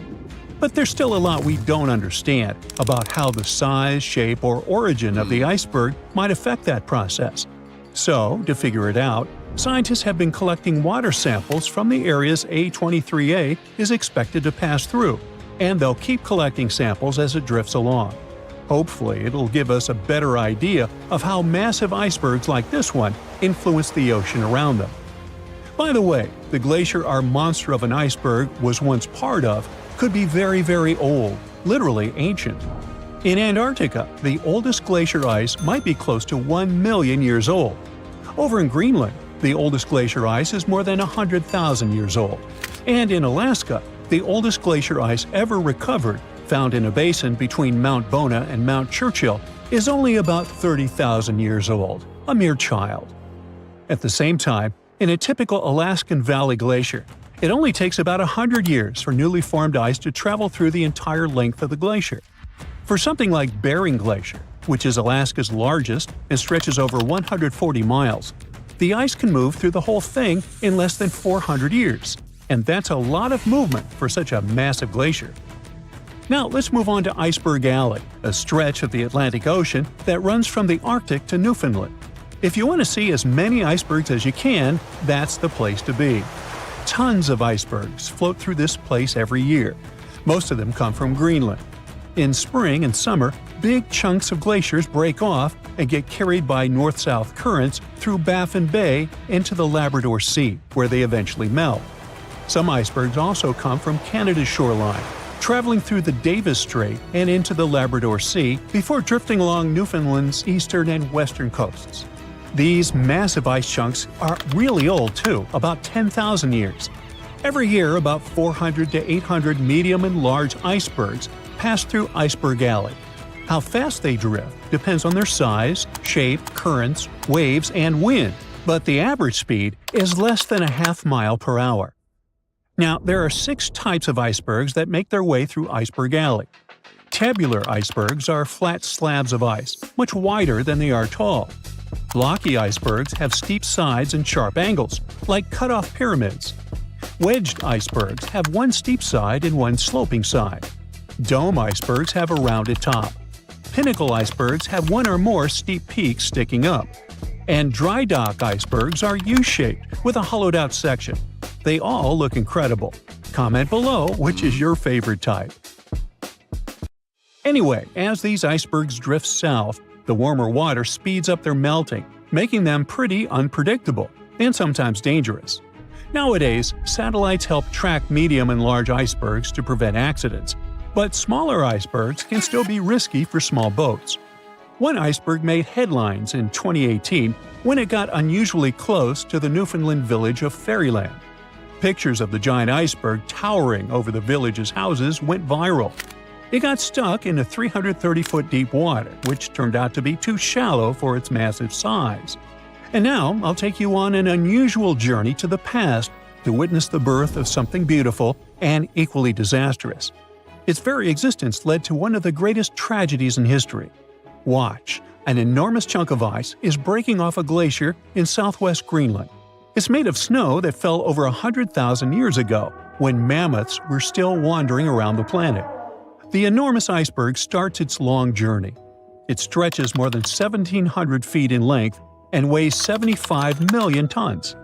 Despite its size, it's pretty peaceful and stays far away from ships and the busy transport routes near where it was born. But then, it starts floating south, much farther than most icebergs ever get. Usually, icebergs like this melt way before they reach such warm waters. Out of the 15,000 to 30,000 icebergs that drift away from Greenland's glaciers every year, only about 1% make it all the way to the Atlantic. So the fact that this iceberg keeps going and reaches over 5,000 miles south of the Arctic Circle by April makes it truly unique. Even after months of melting, this block of ice is still incredibly massive. It weighs around 1.5 million tons, which is almost twice as much as the Golden Gate Bridge. Above the water, its visible parts tower more than 100 feet high. But like most icebergs, the majority of it, about 90%, is hidden below the surface. The iceberg's story takes a tragic turn on April 14, 1912, when, guess what? Yep, it comes across the ocean liner Titanic.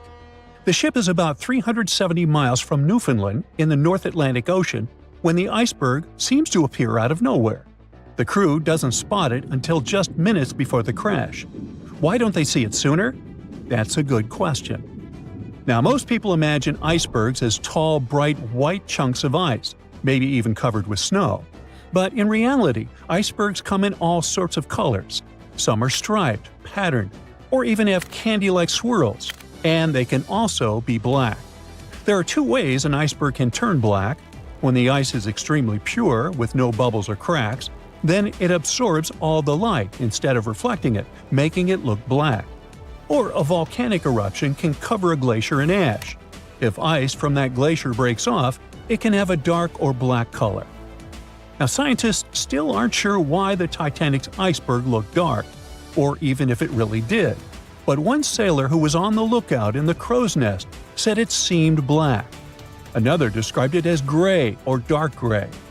One theory is this iceberg could have been a blackbird, which forms when the top part melts, causing the iceberg to roll over. If the bottom is smooth enough to absorb light, it looks dark. But even if the iceberg wasn't truly black, nighttime could have made it much harder to spot. Icebergs don't reflect much light, especially if they're jagged or vertical. They end up blending into the dark, shimmering ocean. Without radar, icebergs at night are incredibly hard to see, which is probably why the Titanic's crew didn't notice it in time.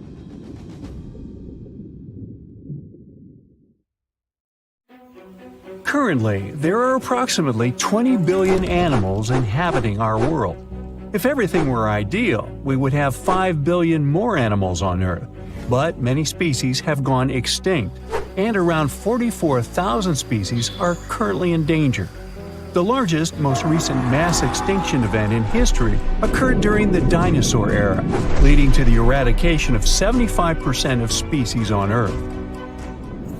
The Tulachi wallaby is a long-lost relative of today's kangaroo, but they had a hidden superpower, night vision.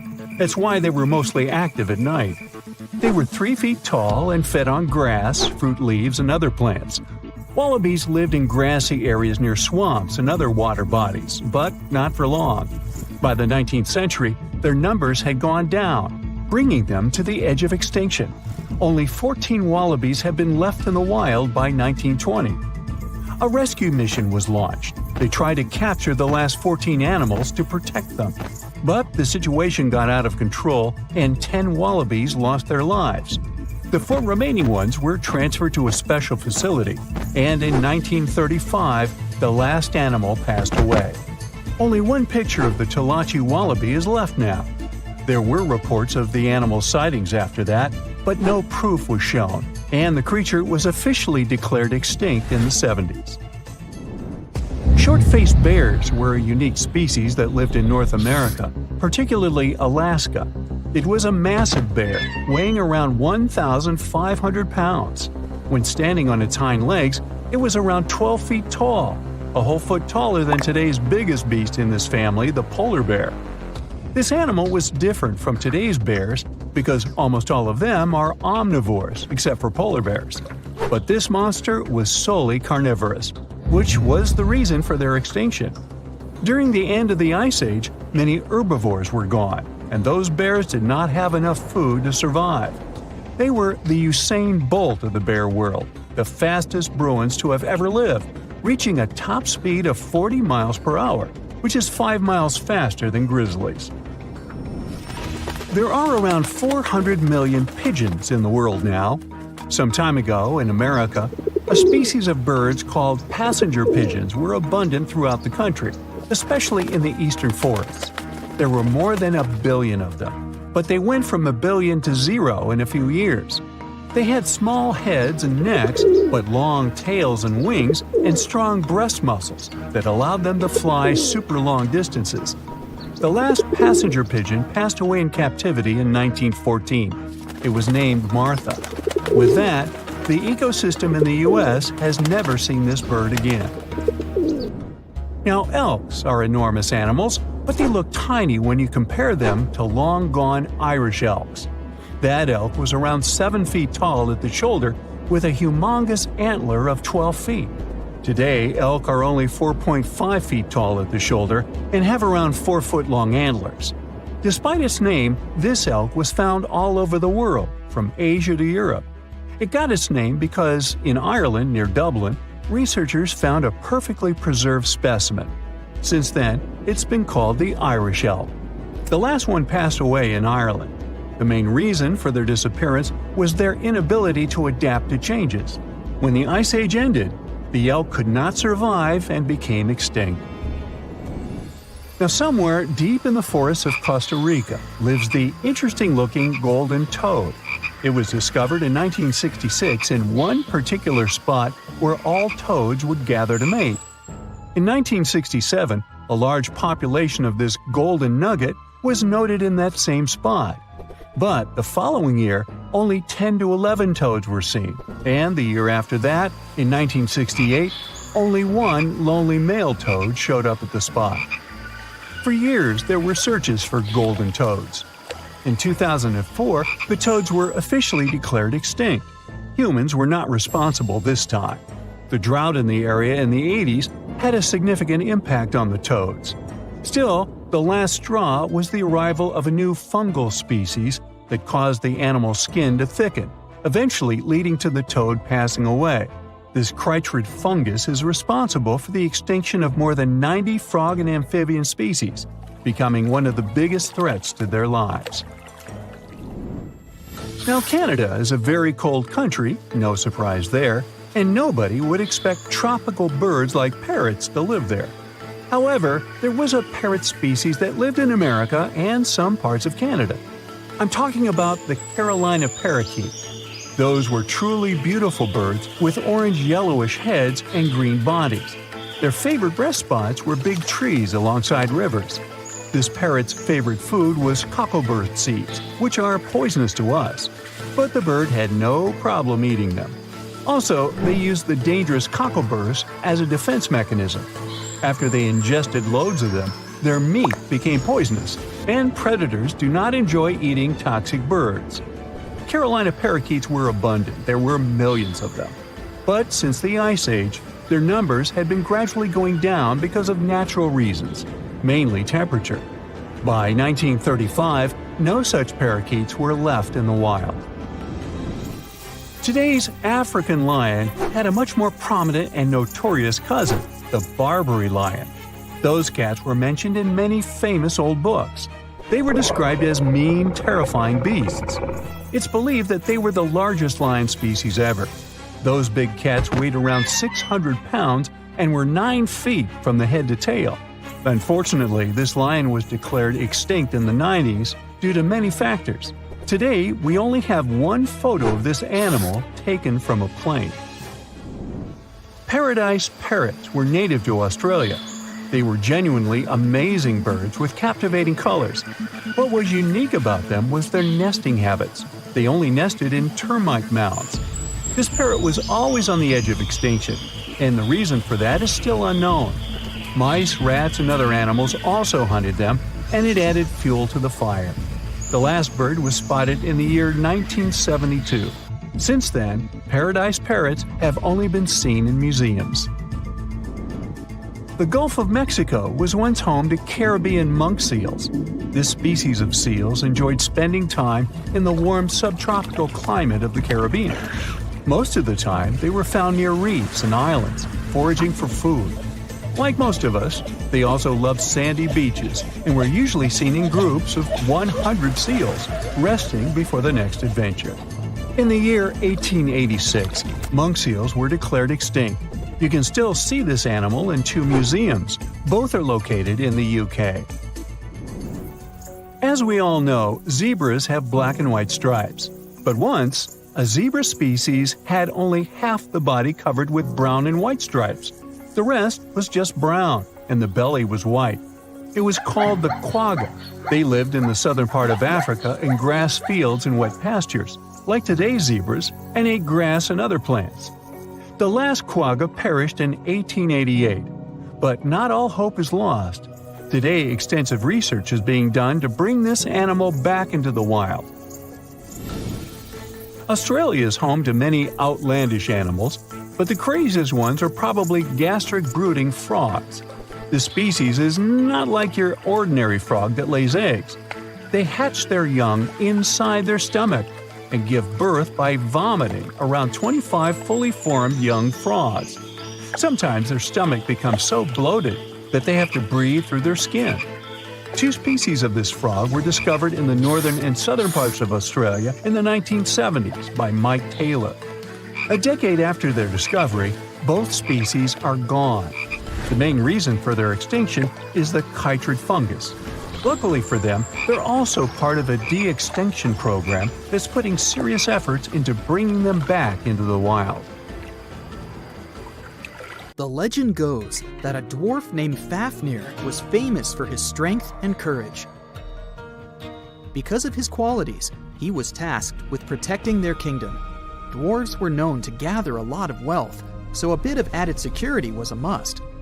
I mean, they lived in a house made from gold and precious gems. But Fafnir also had another special talent. He was able to shapeshift. Tricked by Loki, the Norse spirit of mischief, Fafnir was taken over by his greed and the shine of his father's treasure. He decided he did not want to share any of it, not even with his father or his brothers. He stole it and ran away all by himself to a place he'd be hard to find, the middle of the desert. To protect his wealth, Fafnir transformed into a huge dragon. His new appearance looked like a huge snake, powerful and scary. His magical powers did not end there, though. Because the dragon couldn't fly, he also spread poison all around his new home, so no one had a chance to survive if they wanted to take his gold away. Fafnir was soon defeated by a young hero named Sigurd. The legend of Fafnir tries to explain why family is more important than greed. It also shows the many magical powers dragons possess. But the most interesting part is that it's quite a good example of how dragons came to be in our tales. But hey, this is just one of the many stories mentioning dragons. Just switch on your TV or peek into any bookstore, and you'll surely stumble upon dragons somewhere. Variations of dragon-like creatures have been described in stories from all over the world, from Asia to Northern Europe. Most of these creatures are depicted with reptile-like bodies, wings, and claws. And the scariest trait of them all, they can breathe fire out of their mouths. The name of these creatures comes from the Latin word draconum, which translates to huge serpent. But let's take a trip down memory lane to see how it all started. An Asian historian, for example, discovered some fossils back in the 4th century BCE and decided that he'd stumbled upon dragons. It's easy to understand why he got so confused if you look at a fossilized stegosaurus. It was 30 feet long, 14 feet tall, and covered in armored plates and spikes. The Nile crocodile might have gotten mistaken for a dragon too. It still exists today and lives in sub-Saharan Africa. But it may have been more popular in ancient times. When reaching maturity, Nile crocodiles can grow up to 18 feet long. But that's not all. It can even walk with its body off the ground, and some were even pictured standing on their 2 back legs. Goannas are dragon-like lizards that live in Australia. Large as they are, they also have razor-sharp teeth and claws, and are also known to even produce venom. It's easy to see why goannas may be the source for the Australian version of dragons. When humans first discovered whale bones back in the day, we had no idea these animals lived in the sea. Given their size, we surely must have thought they were dangerous. And because we rarely see whales, if we don't go underwater of course, they were poorly understood and easily mistaken for dragons too. Probably the most interesting source of dragon mythology is actually the human brain. In a book called An Instinct for Dragons, there was a theory which claimed that dragons existed in almost all ancient cultures because we had evolved to fear large predators to survive. We aren't the only mammals to do this. Monkeys have an innate fear of snakes and large cats too, for example. When you combine these natural traits with folklore, you get a lot of dragon stories everywhere, adapted to each region. Reptilian beasts with magical powers date back as far as the origins of human civilization itself. I'm talking about ancient Mesopotamia. Humans back then used to believe in all sorts of creatures, but their head spirit was Marduk, the patron of the city of Babylon. If you look at the artwork from back then, Marduk was depicted with a snake-like dragon at his side. It could be either nice or vengeful, depending on what mood it was in. If you want to sign up to become a dragon, the first thing they'll ask you at the interview will be if you can breathe fire, of course. So scientists have tried to look into some ways that could make it real for dragons to breathe out fire without damaging their throats. To do that, they examined the bombardier beetle. This eccentric insect can pack up some really hot substances in its belly. Once the creature gets bothered by something, it shoots out a fiery load of chemicals. In all fairness, it's not really fire, but it does burn, so it's close enough. Going back to dragons, they'd need to have similar glands in their throats to produce the same effect. But where do dragons come from? They didn't just appear out of nowhere, regardless of the source you consult. Some tales, like that of Fafnir, say that even humans can turn into dragons. But the most popular theory is that dragons start out as eggs. Some sources even draft a series of stages a dragon has to go through during its life. Everything starts with hatching. Dragons are said to eat their way out of those shells and break the sides of the egg. Then there's the wormling stage, which is what dragon specialists, or dragonologists if you like, call a newly hatched dragon. It's still small and weak, but don't worry, it can take care of itself pretty well. The rest of a dragon's life stages are pretty self-explanatory. There are grown-up dragons, then ancient ones. A dragon's life ends when it reaches the twilight stage. Some sources claim dragons never stopped growing. Others even say they never reach the end of their lives. They just pass on to another type of spiritual existence. Dragons are known to be the symbol of a lot of different things, but that all depends on their origin. In some regions of Asia, they are known to bring luck, power, and wealth. To become a powerful warrior in Britain, you'd need to first defeat a dragon. That's why you often see them on flags. The flag of Wales, for example, has a large red dragon on a green and white background. Western stories aren't as nice to dragons. They are often seen as evil and vengeful. Another myth associated with dragons is that they love gold and precious stones. This greedy side of their temperament seems to date back to ancient Greece, where dragons were tasked with guarding treasures. Some of these guarding dragons were seen in such tales as The Hobbit and in the Harry Potter series. As for dragons' magical abilities, they also vary a lot. Some were said to have blood with supernatural properties. Some were rumored to be able to speak. Others were famous for their wisdom. A lot of dragons in ancient literature could fly or shapeshift, even into humans. Some real-life creatures got their names thanks to bearing a resemblance to dragons, like the dragonfly that has more than 5,000 subspecies we know about. It got its name from folklore tales, as Europeans in the Middle Ages saw it as an evil insect. Dragonflies were accused of some really nasty things, like biting people's eyes and mouths. But the creature that resembles mythical dragons most is a reptile called the flying dragon. They're seen in wooded areas of Southeast Asia. They don't really have wings per se, but parts of their ribs are elongated to support some extra skin that allows them to leap through the air between trees. Those wings are also brightly colored and contrast with their brown bodies. Now, our planet has gone through 5 mass extinctions. One of them was so bad, it wiped out over 95% of life forms on our planet. Scientists think they might have found the culprit: volcanoes. Scientists took some ancient rocks from a dozen global locations and found elevated levels of mercury, which was released by volcanoes millions of years ago. This points to volcanic eruptions as the probable cause of the Permian-Triassic extinction event. The mercury didn't just come from rocks, it was from the atmosphere. This means that when the volcanoes erupted, they released this poisonous gas into the air. They produced about 720,000 cubic miles of ash, vastly more than the infamous eruption of Mount St. Helens. The gas left a trace that marks one of history's most significant catastrophes, setting the stage for the age of dinosaurs. These eruptions most likely released mercury by igniting large coal deposits. Shallower waters showed mercury spikes right at the extinction's main horizon, while deeper sections recorded spikes tens of thousands of years earlier. This could mean that the effects of the volcanic activity and the extinction it triggered varied across different ocean depths.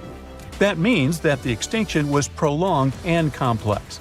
It not only caused significant climate warming at the time, but also led to some other toxic events, like acid rain, which made the situation even worse for plants and animals. Although few things have made it from the Permian period to the present day, we can get an idea of what the world was like back then from the fossils found in eastern Kansas. Now, 252 million years ago, the Earth was thriving. The Earth's continents were coming together to form the supercontinent Pangaea. The land was mostly dry, and the Earth looked like a harsh, arid desert, vast stretches of land with minimal water sources. The climate varied from scorching summers to frigid winters. There were some plants here and there, mostly conifers, large ferns, and primitive mosses in places with more water. The Earth was dominated by dinosaur-like creatures like pelycosaurs or therapsids, often called mammal-like reptiles. There was also the fierce Dimetrodon with its awesome snail-like spine. These three were the top predators of their time. Smaller reptiles and amphibians also populated the landscape, alongside burgeoning insects like beetles and dragonflies, which thrived during that dry time. But all the interesting stuff mostly happened in shallow tropical seas. Marine environments were bustling with life: rich coral reefs, shellfish called brachiopods, animals known as bryozoans, and large single-cell fusilinids, which kind of look like they're covered in moss. Small funny ammonoids were quite popular as well, often hanging out in the oceans alongside brachiopods, bony fish, and sharks. Creepy trilobites, ancient marine creatures that first appeared 500 million years ago in the Cambrian period, but then persisted up to the Permian period. Trilobites were very diverse, active predators to scavengers or plankton eaters. However, almost all these beautiful creatures were about to disappear during the Permian-Triassic extinction. Now, this extinction was truly ruthless. More than two-thirds of amphibian and reptile species disappeared, and nearly one-third of all insect species were wiped out. Usually, the insects are resilient survivors, which shows how catastrophic this event was. Among these extinct animals was the terrifying Meganeuropsis, a giant dragonfly with a wingspan of nearly 2.5 feet, once found in central Kansas near Elmo. This place is famous for its rich collection of Permian insect fossils, including ancient crickets and cockroaches. For a while, it was a mystery what exactly happened. Theories range from a massive asteroid strike and natural pollutants choking the oceans of oxygen to dust clouds, to cosmic volcanic eruptions blocking the sun and cooling the planet. There was evidence for each of these scenarios, but the recent discovery points to the volcanoes theory after all. There's also a possibility that the reason wasn't just the volcanoes. NASA-funded researchers have recently uncovered what might be the fingerprints of this ancient perpetrator, or at least one of its accomplices. By investigating rocks around the globe, they've found evidence pointing to a massive asteroid strike as a possible culprit.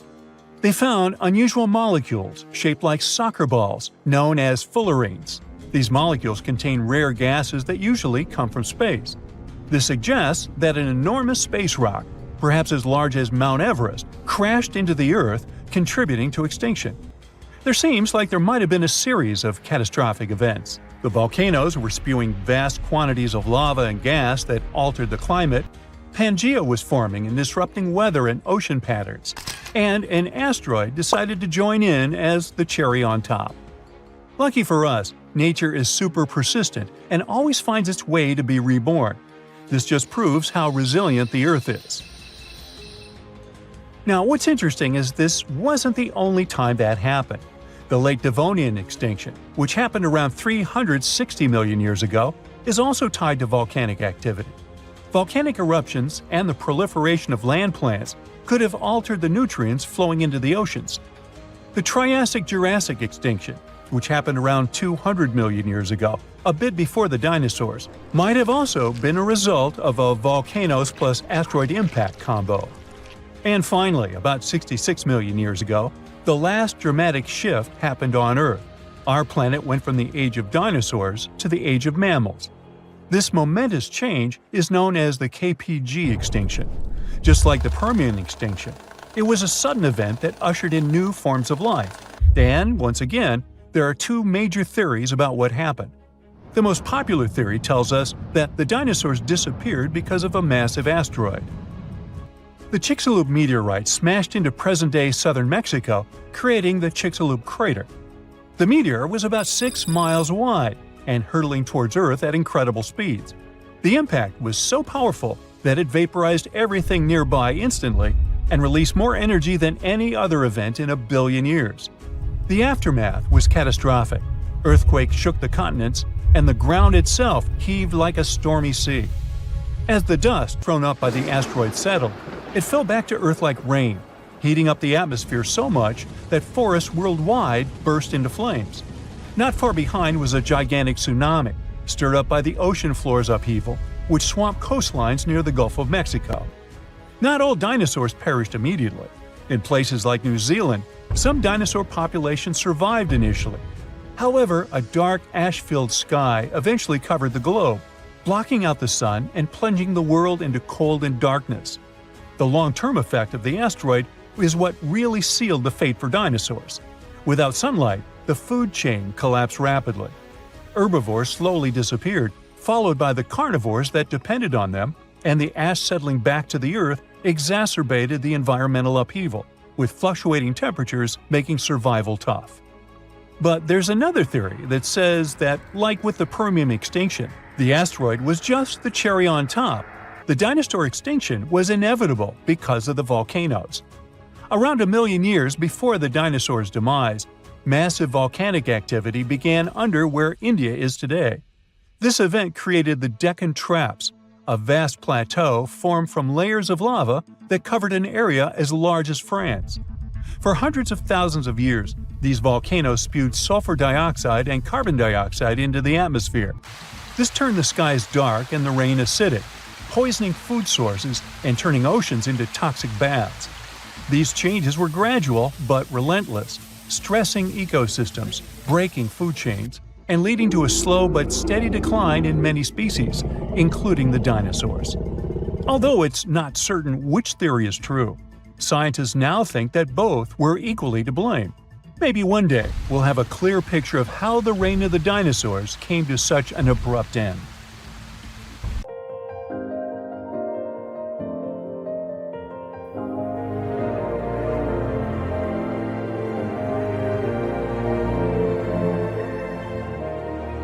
Welcome to Nome, a small town located in the south of Seward Peninsula on the west coast of Alaska. If you live here, I'll bet you say there's no place like Nome. Well, maybe not. It's cold and snowy here, and no roads connect this town with other settlements. And with the onset of night, locals have disappeared here without a trace. Perhaps that's why only 3,500 people live here. Well, let's investigate this case. People disappear in cities for assorted reasons, but it was Nome who attracted the attention of the public. From 1960 to 2004, some 24 people went missing there. That number is statistically too big for such a small population. People just didn't come home in the morning, and no one knew what had happened to them. All the locals in small towns like Nome know each other. There are almost no strangers here, as it's difficult to get to Nome. There are no roads and no ferry crossing. All roads from Nome break off and lead to beautiful natural landscapes unspoiled by human mammals. You can get there and back by plane. And this is not some passenger jet, but a small biplane. Another way to get there is by snowmobile. By the way, Nome is the ultimate point of the famous dog sled race, the Iditarod. Also, you can pay locals from neighboring villages and towns to bring you to Nome by motorboat. But despite this, the town has become quite famous. The frequent disappearance of people finally got needed attention. The whole world found out about Nome, and in 2009, Hollywood even made a movie about it. For a long time, no one could solve the mystery. The police had no clues, no witnesses, nothing. There are long, cold nights here in winter, and the air becomes so cold that a glass of water freezes in minutes. Snow can fall constantly. Therefore, if someone leaves the town at night, snow will sweep all traces away by the morning. Of course, people began to come up with their own theories. The most popular one was about someone who took people away by force. The police didn't find any evidence that some person could do it. So, if it's not a human, it could be some beast. And again, police found no evidence to support this version. After that, people started thinking that creatures from other planets caused these disappearances. Many locals were sure that the town was a popular destination for extraterrestrial spaceships. The plot of the Hollywood movie The Fourth Kind was based on this version. More time passed. Finally, the police and the FBI launched a large-scale investigation, and they uncovered the truth. They realized that the stories about missing people were exaggerated. The popularity of Nome and the constant talk about fantastic things made people believe in the reality of these versions. Now, let's assume that some of the appearances were made up. But still, many people are gone. What about them? The answer is bars and harsh weather. Entertainment venues are open at night. Some locals have fun, leave the bar, and go home. At this moment, a heavy snowstorm begins. Visibility drops to zero, and the strong wind knocks you down. This way, a person might simply get lost. And that's it. The truth turned out stranger than most versions.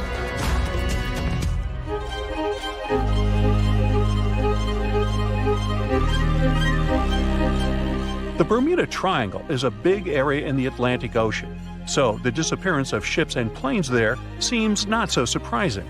But it's much creepier when it happens on a lake. Let's visit the Lake Michigan Triangle. It's located between Michigan and Wisconsin. For a couple of centuries, terrible things have been happening here. People put the same legends around this place as around the Bermuda Triangle.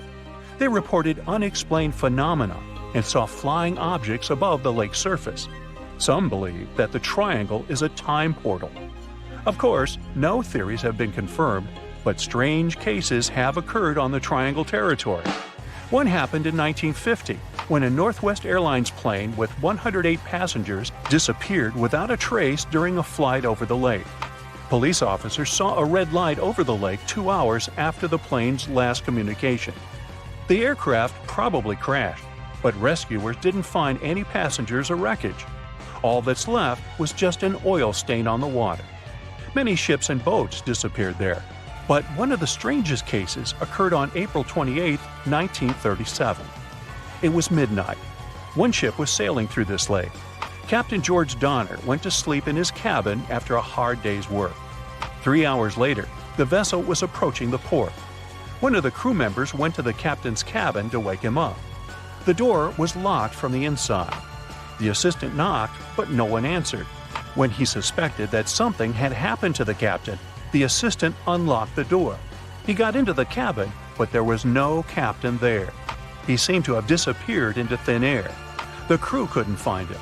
Since then, the eerie disappearance of Captain George Donner remains unexplained. Meet David Paulides. In 2008, he finished his career as a police officer and began to study the mysterious disappearance of people in Europe, the USA, and Canada. He found out that most people went missing in the U.S. national parks. Over the past 150 years, more than 1,100 tourists have vanished there. Many of them were experienced travelers who knew how to survive in harsh wild conditions. David has written about these mysterious vanishings. He pointed out that some of them didn't disappear, but were found alive. They woke up somewhere in the forest and didn't remember what had happened to them. The creepy detail of all these cases is that most missing persons were young. Another detail is that many went missing before hurricanes. There are too many riddles and not enough answers in this case. Then there's the Sargasso Sea in the northern part of the Atlantic Ocean. This is the only sea that doesn't have shores on land. It's called the sea only because it's defined by ocean currents.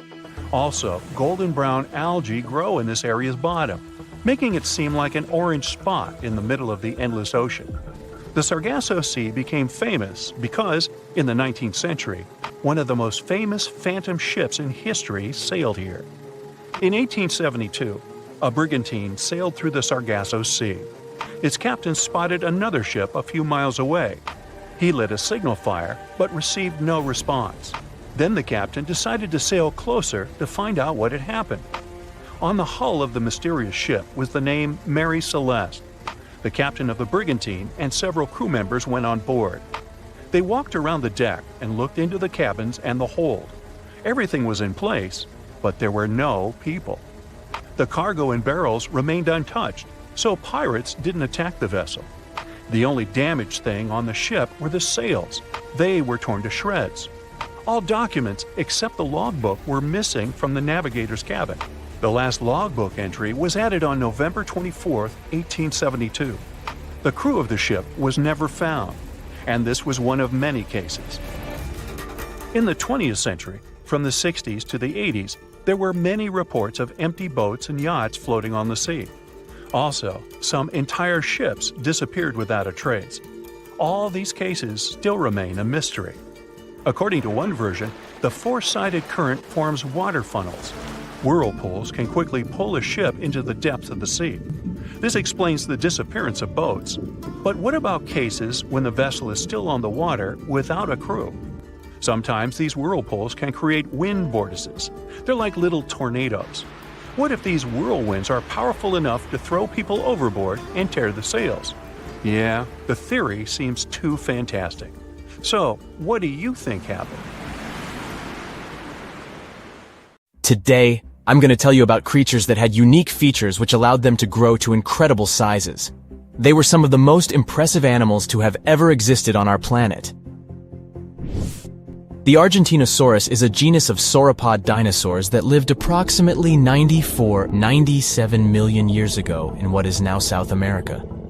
Scientists think it was one of the largest land animals ever. with a length of up to 100 feet and a weight of up to 100 tons. A farmer stumbled upon a giant leg bone while tending his cattle. That's how he discovered the first fossils of the Argentinosaurus in Argentina in 1987. Further excavations uncovered more bones, revealing a massive dinosaur that would have dwarfed most other animals of its time. The Spinosaurus, meaning spine lizard, is a genus of theropod dinosaur that lived around 97 million years ago in what is now North Africa. It is believed to be one of the largest carnivorous dinosaurs to ever exist, with a length of up to 60 feet and a weight of up to 23 tons. The Spinosaurus is known for its distinctive elongated sail-like structure on its back. It was likely used for thermoregulation. It also had long crocodile-like jaws that were lined with sharp teeth. This allowed the creature to catch and eat large prey, such as fish, crocodiles, and other dinosaurs. The first fossils of the Spinosaurus were discovered in Egypt in 1912.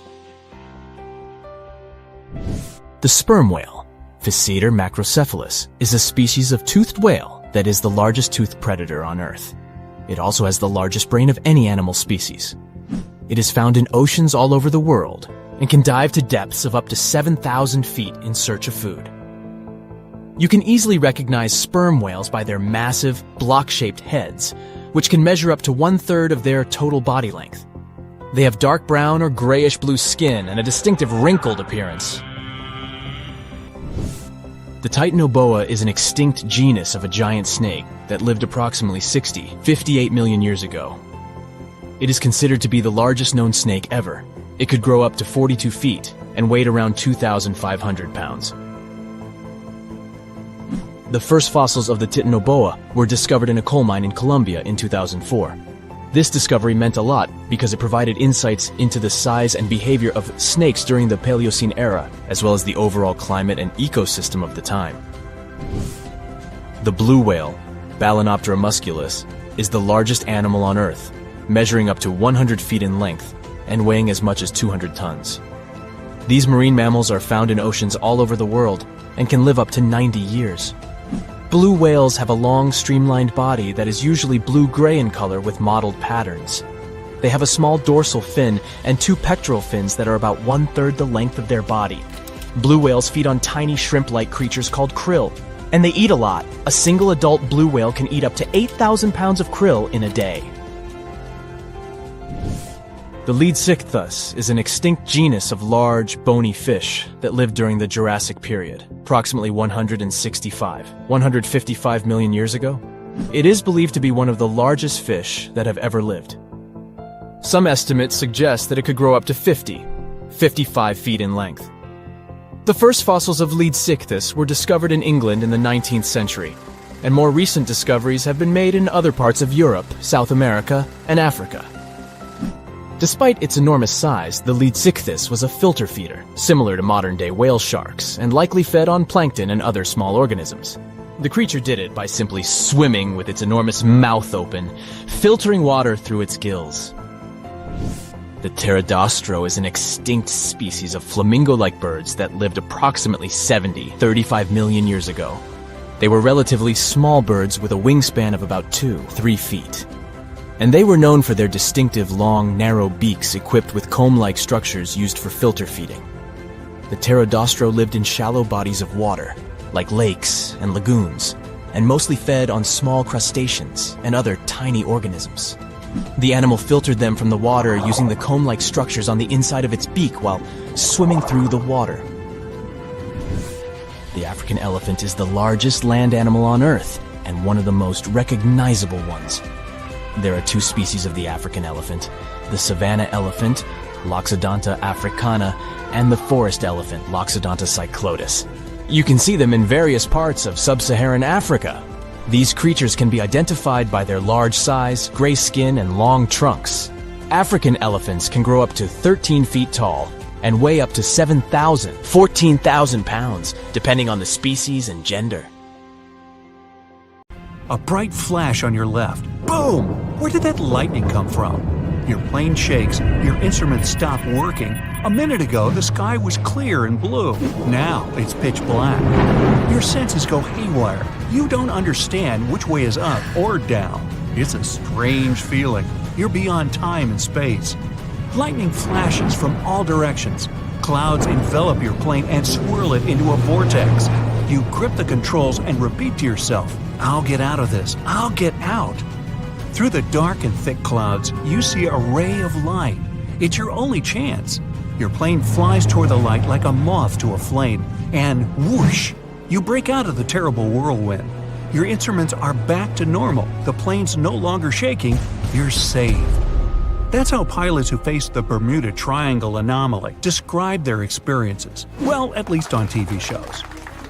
The huge chunk of ocean between Miami, Bermuda, and Puerto Rico remain the planet's most mysterious area. But it's not alone. Alaska has its own triangle.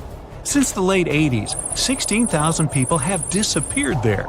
Eyewitnesses to the Bermuda Triangle anomaly talk about thick fog, lightning, balls of light, and hallucinations. In Alaska, everything's a bit more complicated. People, planes, ships, they just disappear without a trace. There's no one around to tell us what it felt like. In 1950, a plane took off from Anchorage, Alaska, headed for Great Falls in Montana. It was carrying 8 crew members and 36 passengers. 2 hours after the start of the flight, the captain radioed in that everything was fine. Then, silence. The 100-foot-long plane seemed to evaporate into thin air. 85 aircraft and around 7,000 people searched for the plane. No trace. Not even a screw, bolt, nothing. That plane mystery made the Alaskan Triangle famous. If you look on a map, it's a wild and mostly unpopulated zone that passes near Anchorage, Barrow, and Juneau. If you connect the dots on a map, you get an epic triangle. You can fit the whole state of Oregon in it twice. If you read around, you'll find a bunch of major areas on the planet where weird stuff keeps happening over land, sea, desert, and jungle. Scientists have many questions about these places. They all have extreme electrical and magnetic anomalies. Planes and ships disappear in them. People hear stuff, see stuff, and here's some of them. China's Black Bamboo Valley looks like a Hollywood set for a seriously scary movie. Here, everything's creepy and mysterious. Ha, perfect. Imagine a bamboo forest that stretches up 130 feet. The green plants live extremely close to each other and barely let in any sunlight. A strange fog hangs in the air. Where it comes from and why it's always there, no one knows. And the mysteries don't end there. For centuries, people have disappeared in the vast forest. Scientists believe the site's crazy geology is to blame. Cracks can suddenly appear in the ground big enough to fall into. There are sharp changes in weather, and maybe even poisonous steam. Certain trees give it off when they fall to the ground. There's a long road through Ladakh in India. It's called the Magnetic Road. It slopes upwards and seems to violate the laws of gravity. Here's what happens. You drive to the foot of the hill, turn off the engine, and get out of the car. The car starts rolling uphill up to 12 miles per hour. Why does it happen? Theory 1. The hill has an incredibly strong magnetic pull, and it attracts cars once they get too close. The Indian Air Force supposedly avoids flying over it to avoid any interference with their equipment. Version 2. It's all just an optical illusion. The hills around it seem to fade into the horizon. It looks to us like the road is sloped up, but it's actually not. Huge Lake Michigan looks more like a sea than a lake. And over the past 400 years, 6,000 ships have disappeared in it. Why does it happen? The lake has its own mysterious triangle, and there are actually more unsolved mysteries here than in the famous Bermuda Triangle. In 1950, Flight 2501 disappeared over the lake, en route from New York to Minneapolis. The fate of the 3 crew members and 55 passengers remains unknown. In 2007, an underwater archaeology professor was surveying the bottom of Lake Michigan. He found stones arranged in a circle 40 feet down from the surface. They kind of look like Stonehenge in England, but why were they at the bottom of a lake? Who put them there? Archaeologists found a carved pattern on one of the stones. Its outline resembles a drawing of an animal. Now, that's not unusual, except that this particular animal, which looks like a mammoth, was probably carved around 10,000 years ago. Sleep is very difficult for the Venezuelan locals who live near Lake Maracaibo. Right at the place where the Catatumbo River flows into the lake, there are huge electrical storms that can go up to 10 hours long. 260 days a year. That's over 1 million lightning bolts over the lake every year. Scientists don't know exactly what causes the daily lightning parties. Some people think it's due to the gas methane which comes out of the ground. Other scientists blame uranium deposits in the soil. Nowadays, though, most researchers are sure that the lightning's caused by weather. Cold mountain air smashes against warm sea air. The result? A lot of friction and moisture, the perfect combo for near-nightly natural fireworks. It's super loud and kind of annoying if you live nearby, but the area is really important for the planet. It helps regenerate our vital atmospheric ozone. And the one that started it all, the Bermuda Triangle. Planes, ships, all gone without a trace. The theories are endless. Scientists even think there might be a huge meteor at the bottom of the sea that emits its own magnetic energy. It might have confused the navigation equipment on all those unlucky carriers. And it's been going on for a while. Researchers think that it was causing trouble even way back in Columbus's time. As far as Alaska is concerned, magnetic anomalies are a dime a dozen. Around here, your compass might be off by 5, 30, or even 60 degrees. But equipment malfunction isn't really enough to explain the disappearance of so many aircraft and people in this absolutely massive state. Alaska is wild. High mountains, never-ending forests, snow in the winter, and some serious heat in the summer. There are 3 million lakes, 12,000 rivers, and around 100,000 glaciers. There's only one person per square mile. California has over 250. You could walk for days, weeks, even months without seeing anyone, except maybe a bear or two. And the days and nights can be really confusing this far north. Tourists from all over the world dream of coming to Alaska to see the planet as it was before. No concrete jungle, no endless roads, warehouses, and cornfields. But this isn't just a beautiful place. It's also an incredibly dangerous place.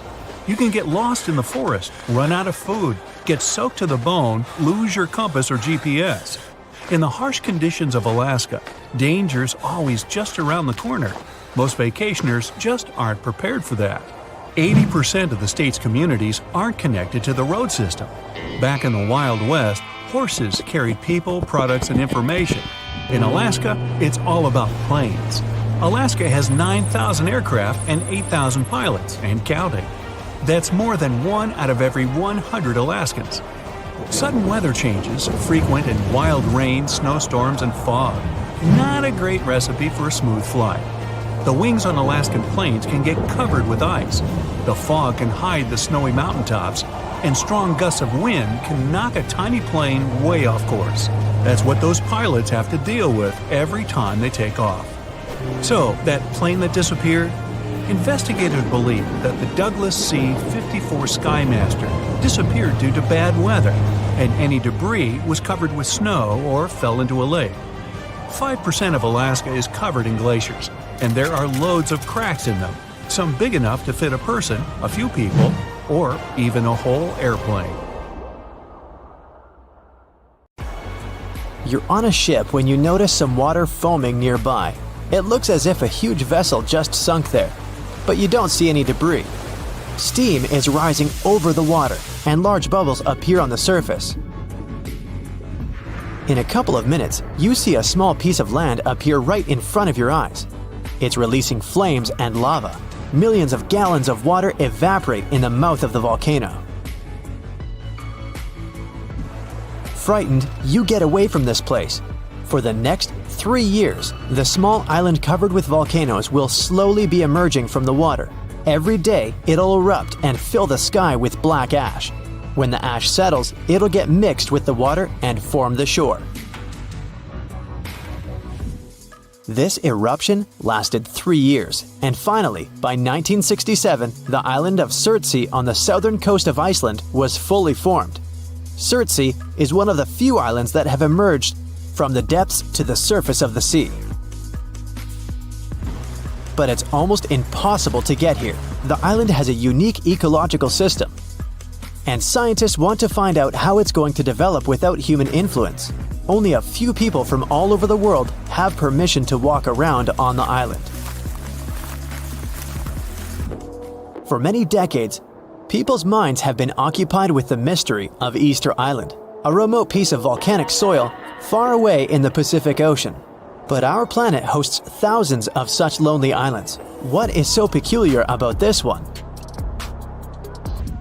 The mystery is concealed not in the island itself, but giant stone statues covering it. Who created the world-famous huge stone heads? Did they serve any specific purpose? Rapa Nui, which is the name given to Easter Island by its first inhabitants, is the territory of Chile and is situated in the southern Pacific Ocean. And it is so far away that you can easily consider it one of the most distant places on the world map. The only transport that can take you there is a plane. If you want to get to this destination point, you will need to spend 5 hours on board, flying from Santiago to Easter Island. The statues carry the name Moai. They started to be carved at some point between the 13th and 15th centuries. Rapa Nui statues are easily recognized thanks to their peculiar faces. They have long noses, wide chins, rectangular ears, heavy brows, and deeply set eyes. It is quite curious that the nostrils curl in the way fish hooks do. Firstly, people thought that the statues were made up only by their heads. But surprisingly, it turned out that there are full bodies that are attached to the heads. It was discovered during excavations in May 2012. The bodies were just hidden underground. Still, the heads of the statues, visible from the first site, make up 3/8 of each statue's size. As for the arms, they were carved against the bodies, resting in different positions.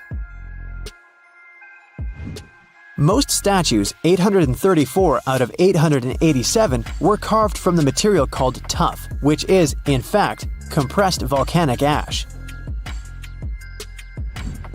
Curiously, all the statues except one faced inland. It means their backs are turned to the ocean. Perhaps the reason for that was the belief that the statues were the protectors of the villagers. That's why they overlooked the settlement. The only statues not fitting into this pattern can be found at Ahu Akivi, a sacred place for the people of Rapa Nui. People keep wondering how the statues of such a huge weight have been distributed all around the island. What's more, in 1722, visitors found a small local population between 1,500 and 3,000 people. How could it correlate with the hundreds of statues on the island? The mystery surrounding the way Rapa Nui people could move the statues challenged the researchers, not letting them back off.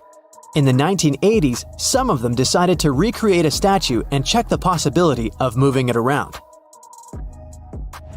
Several decades passed and another group of American scientists proved that the islanders could tie ropes encircling the huge statues and move them with a walking motion. They backed up their theory with practice, moving a full-size replica using this method. Actually, their idea can explain why Rapa Nui folklore states that the statues were walking with the help of magic. It explains the way the statues were transported to their designated places. Our next stop is Brazil, far from the center of Sao Paulo. That's where you can find an island that's almost impossible to get to.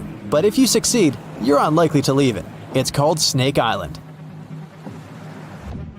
There's no other place on the planet with such a high concentration of snakes. They are the only owners of the island since no other animals can survive among them. The golden lancehead. They are one of the most venomous species in the world. Their venom is very powerful and fast-acting. If you let this reptile bite a raw piece of meat, the place around the bite will start to melt. Count me out. Imagine you're on this island and the snakes don't bite you. The most interesting thing you can find there is an old lighthouse. It's hidden in the dense foliage of trees. People lived on the island a long time ago. Rumor has it that the last keepers were in the lighthouse when the snakes broke in. No one has lived there ever since. How these unique snakes appeared on the island is still a mystery.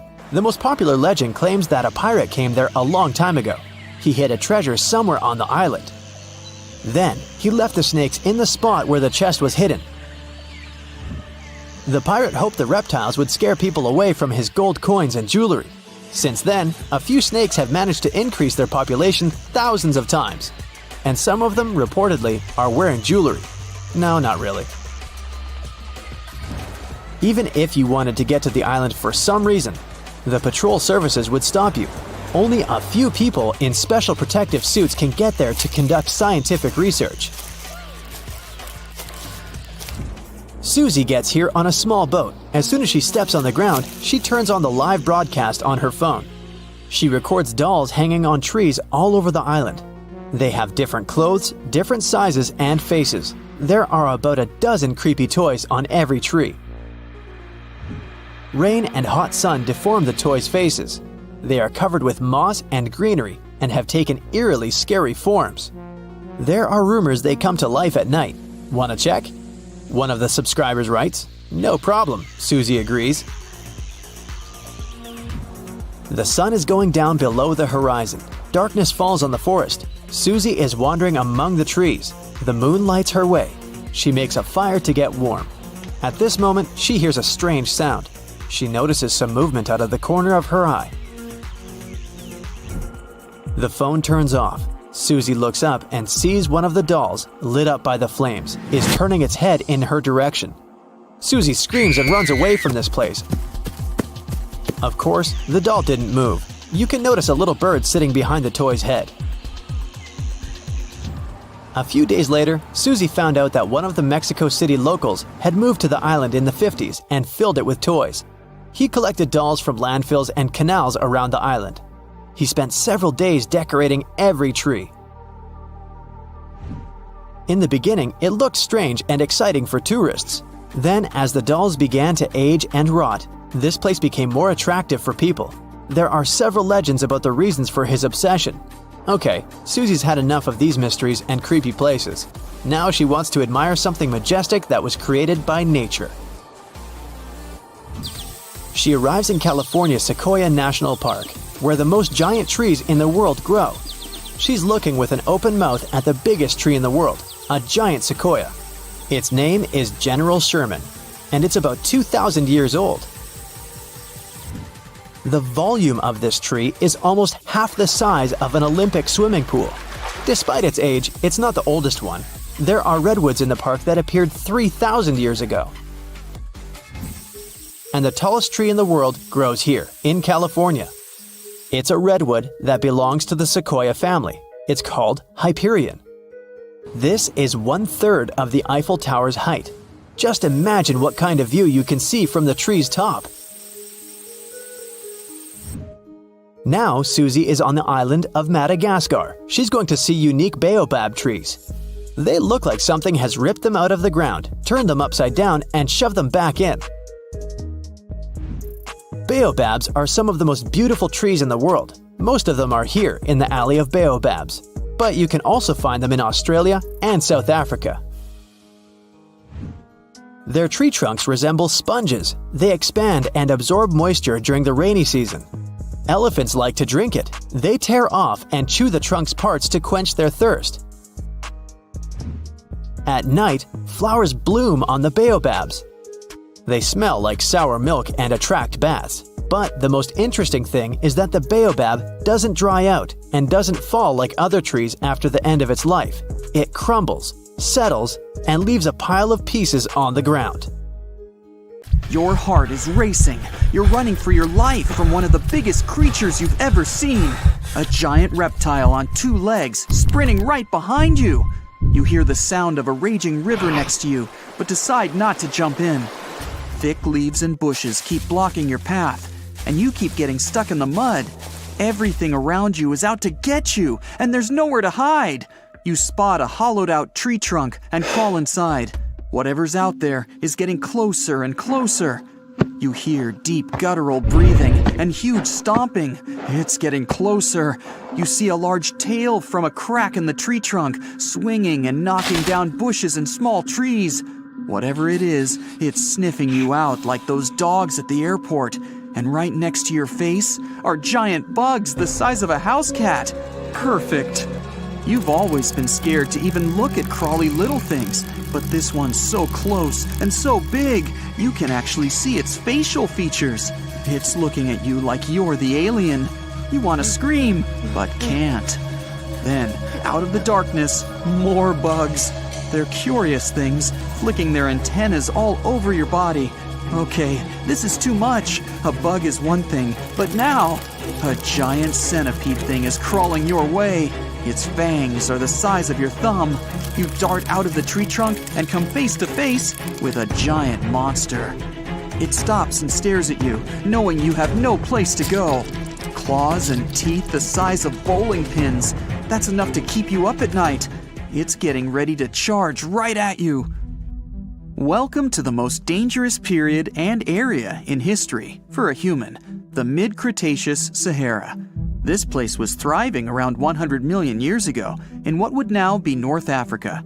Back then, the continents were all arranged differently, and the weather was wild. Extreme storms were pretty common, and temperatures would rise and fall like a Mexican wave at a soccer stadium. Then, sea levels started to rise.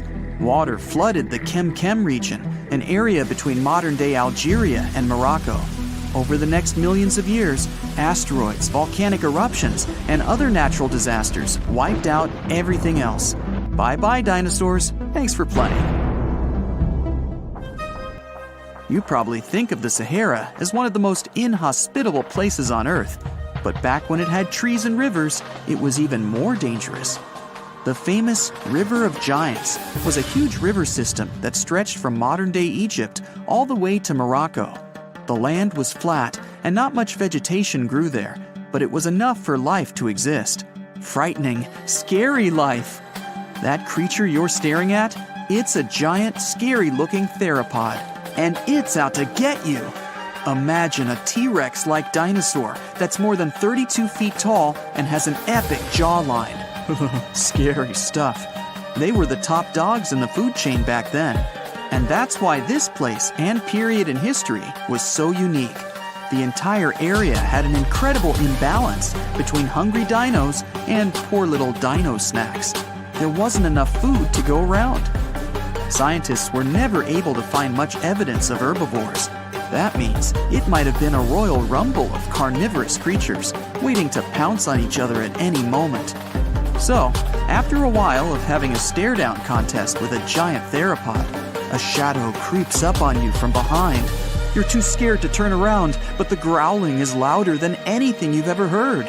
It shakes you to the core. You turn around and see a Spinosaurus, and that's about all you can see. You know how they always show the T-Rex as the king of the dinosaurs? Well, this one would be, what, the emperor?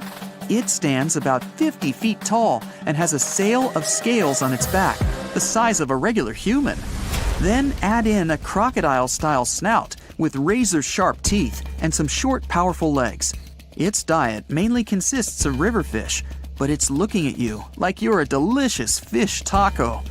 The two alphas are now in a standoff, with you stuck in the middle. But before you close your eyes and get ready to be eaten, they begin fighting each other, knocking down trees. You tiptoe your way out of there and run. The further you go, the better, right? Wrong. Not here, because everywhere you go, there's going to be something dangerous. During this period, there was danger in the sky, in the water, and on land. There were small mammals scurrying around here and there, but they mostly stayed in the shadows to avoid danger. After 5 minutes of running as fast as humanly possible, you make it out of the forest and onto an open plain. Bad move. Now there's nowhere to hide. Suddenly, you hear another shriek. You look behind you. Nothing. It's just short grass everywhere. Then you tilt your head up to the sky and see what looks like a giant bird. Only these are technically flying crocodiles. There were plenty of huge pterosaurs that ruled the skies. Alanqua saharica was a flying reptile that may have eaten fish in the river. Those fish must have been tasty. It had a huge wingspan and long, slender jaws. Oh, and it was the size of a small bus. This one found you and is racing down to catch you. You run for your life, again. And this time, there's no place to hide. Suddenly, you feel talons grasping onto you and you're lifted off the ground. You soar up. If you weren't scared out of your mind, you might have noticed how beautiful the giant river channels below you are. The Alanqua maneuvers like a fighter jet, headed for the mountains, dodging all obstacles. You see a large nest with some mini beasts in it. They're hungry and as large as you. Not a great combination. You try to break free, but it's impossible. The creature drops you in the middle of the nest and flies off. You try to cover yourself, but the little ones keep pecking away. It's only a matter of time before it's too late. You look down below you and see the river. You can't tell how deep it is, but it's got a really strong current. You're out of options. You dive into the raging river and get dragged along with the current. Safe for now-ish. Imagine it's 2021. You're walking along one of the hottest and driest places on Earth, the middle of the Sahara Desert, only to find fossils of oversized fish. They ranged from bite size to bus size. Even freshwater sharks lived there. These weren't your average little fishies. Judging by their teeth, those guys meant business. You might even find a giant sea turtle swimming around. Okay, back to your wacky adventure. Luckily, you wash up on a safe sandy part of the river where you're able to relax. You drink some river water and try to find a safe place to make camp. Every noise you hear makes you jump. You sit down and try to enjoy the calmness of ancient Earth. Just when you feel you can finally catch your breath, you see a Spinosaurus walking along the river on the prowl. You run off and hide under a bush. It passes you by. You're safe. Or not. It turns, shakes the bushes, and sees you. Just then, a large boom scares it away. It's the sound of you jolting awake. You turn on the light and see your cat staring at you. Those dinosaurs seem so real, probably because of that documentary you were watching right before bed. The entire mid-Cretaceous ecosystem depended on rivers for daily life. Just like all ancient civilizations, rivers were essential for the creatures of the time. And very recently, scientists discovered a new species of snakes that went extinct back then, with no known descendants. To understand these ancient ecosystems, it's important to know a lot about fossils. You might find two different fossils side by side, but those animals might have lived millions of years apart. What do Paris Hilton and Chris Hemsworth have in common? Well, apparently, they both want to bring animals back to life. But we're not talking about making your favorite pet live forever. Nope. These celebs are actually helping a science company bring back animals that no longer exist, like the mammoth, the Tasmanian tiger, and even the iconic dodo. If everything goes according to plan, these fascinating creatures could be walking among us again by 2028. This groundbreaking effort is led by a company called Colossal Biosciences. At this very moment, they're working on a way to revive the core genes of animals that disappeared from Earth ages ago. The idea is to replicate those genes using DNA from a close living relative. If that's all Greek to you, don't worry. We'll break it down a bit later. So, the mammoth is one of the animals they plan to bring back, and people are especially hyped about it. These incredible, massive creatures roamed parts of Africa, Europe, Asia, and North America until about 4,000 years ago. Some people might mix them up with modern elephants, but there are some key differences. For starters, they had huge curved tusks that curled inward and were used to dig for food. They also adapted to survive in freezing climates, like having 2 layers of thick fur to keep their blood warm. But mammoths and elephants do have a lot in common. The woolly mammoth shares 99.5% of its genes with its closest relative, the Asian elephant. That's huge because it means that mammoths are genetically closer to Asian elephants than Asian elephants are to African elephants, for example. The company's bold plan is to create a living, walking elephant-mammoth hybrid that looks just like the ones that used to roam the planet. This animal will look like, walk like, and even sound like a woolly mammoth, but most importantly, it'll be able to live in the same ecosystem that the mammoth left behind. If the scientists succeed in bringing back enough of these creatures, one of their big goals is to help restore the Arctic tundra ecosystem. But how do they actually plan to create the mammoth? Here's their plan. First, they need to find well-preserved samples of woolly mammoths in places like Alaska, for example. Then they'll need to sequence the mammoth's genome and the genome of its closest relative, the Asian elephant. The next step is to identify the important genes that made the woolly mammoth perfectly adapted to cold temperatures, like its shaggy hair, curved tusks, and dome-shaped cranium. In other words, they need to identify which genes make the mammoth, well, the mammoth. Now comes the interesting part. They will use top-notch gene editing tools, kind of like scissors, to cut the Asian elephant DNA and replace those spots with the mammoth sequence. This will allow them to create a new cell line and, later, an embryo.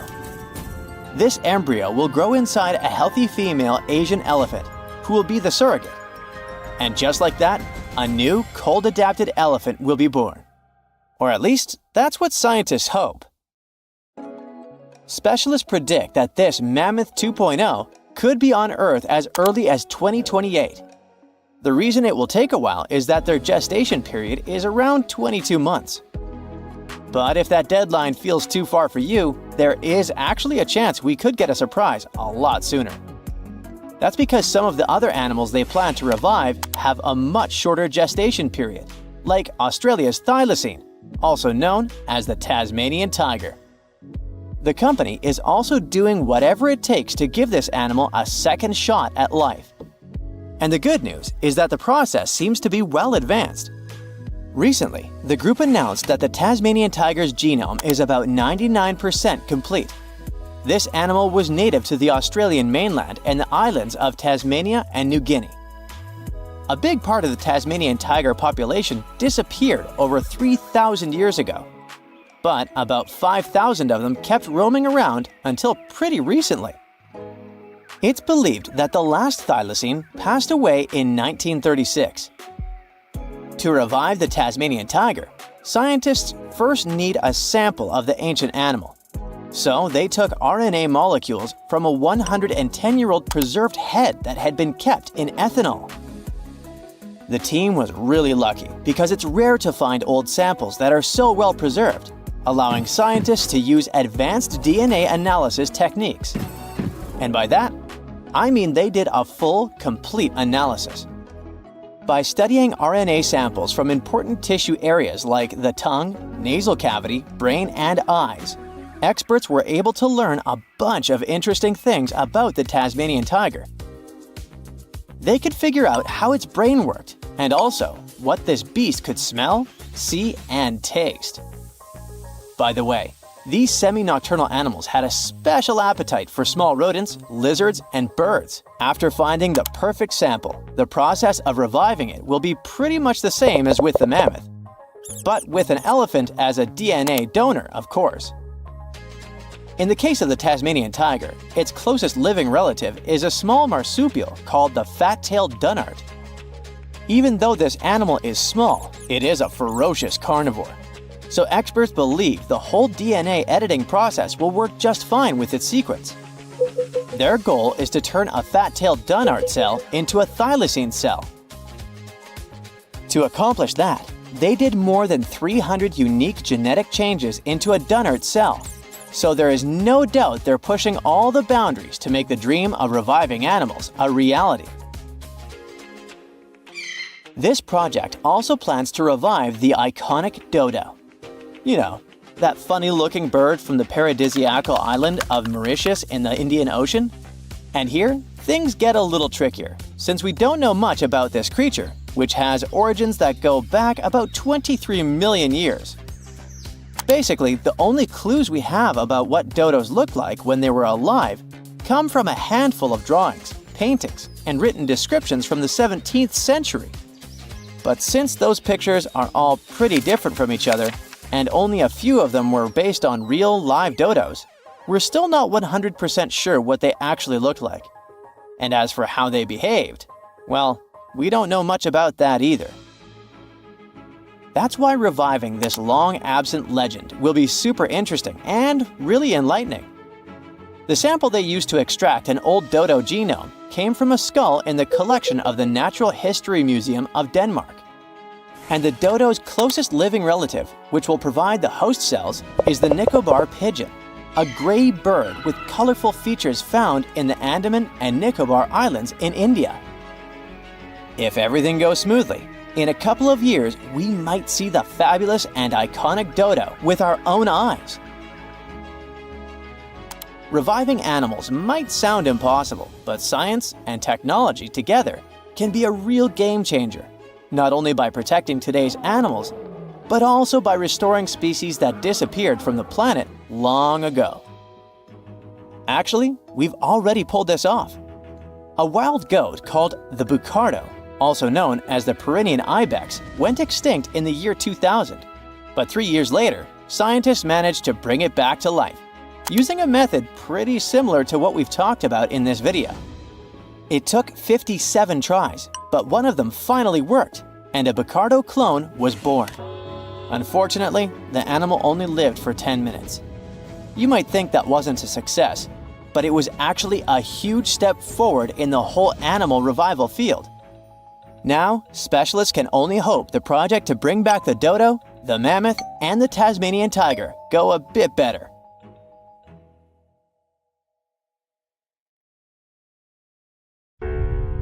Now, if Earth's history were a movie, we humans would only take up the last second of the end credits.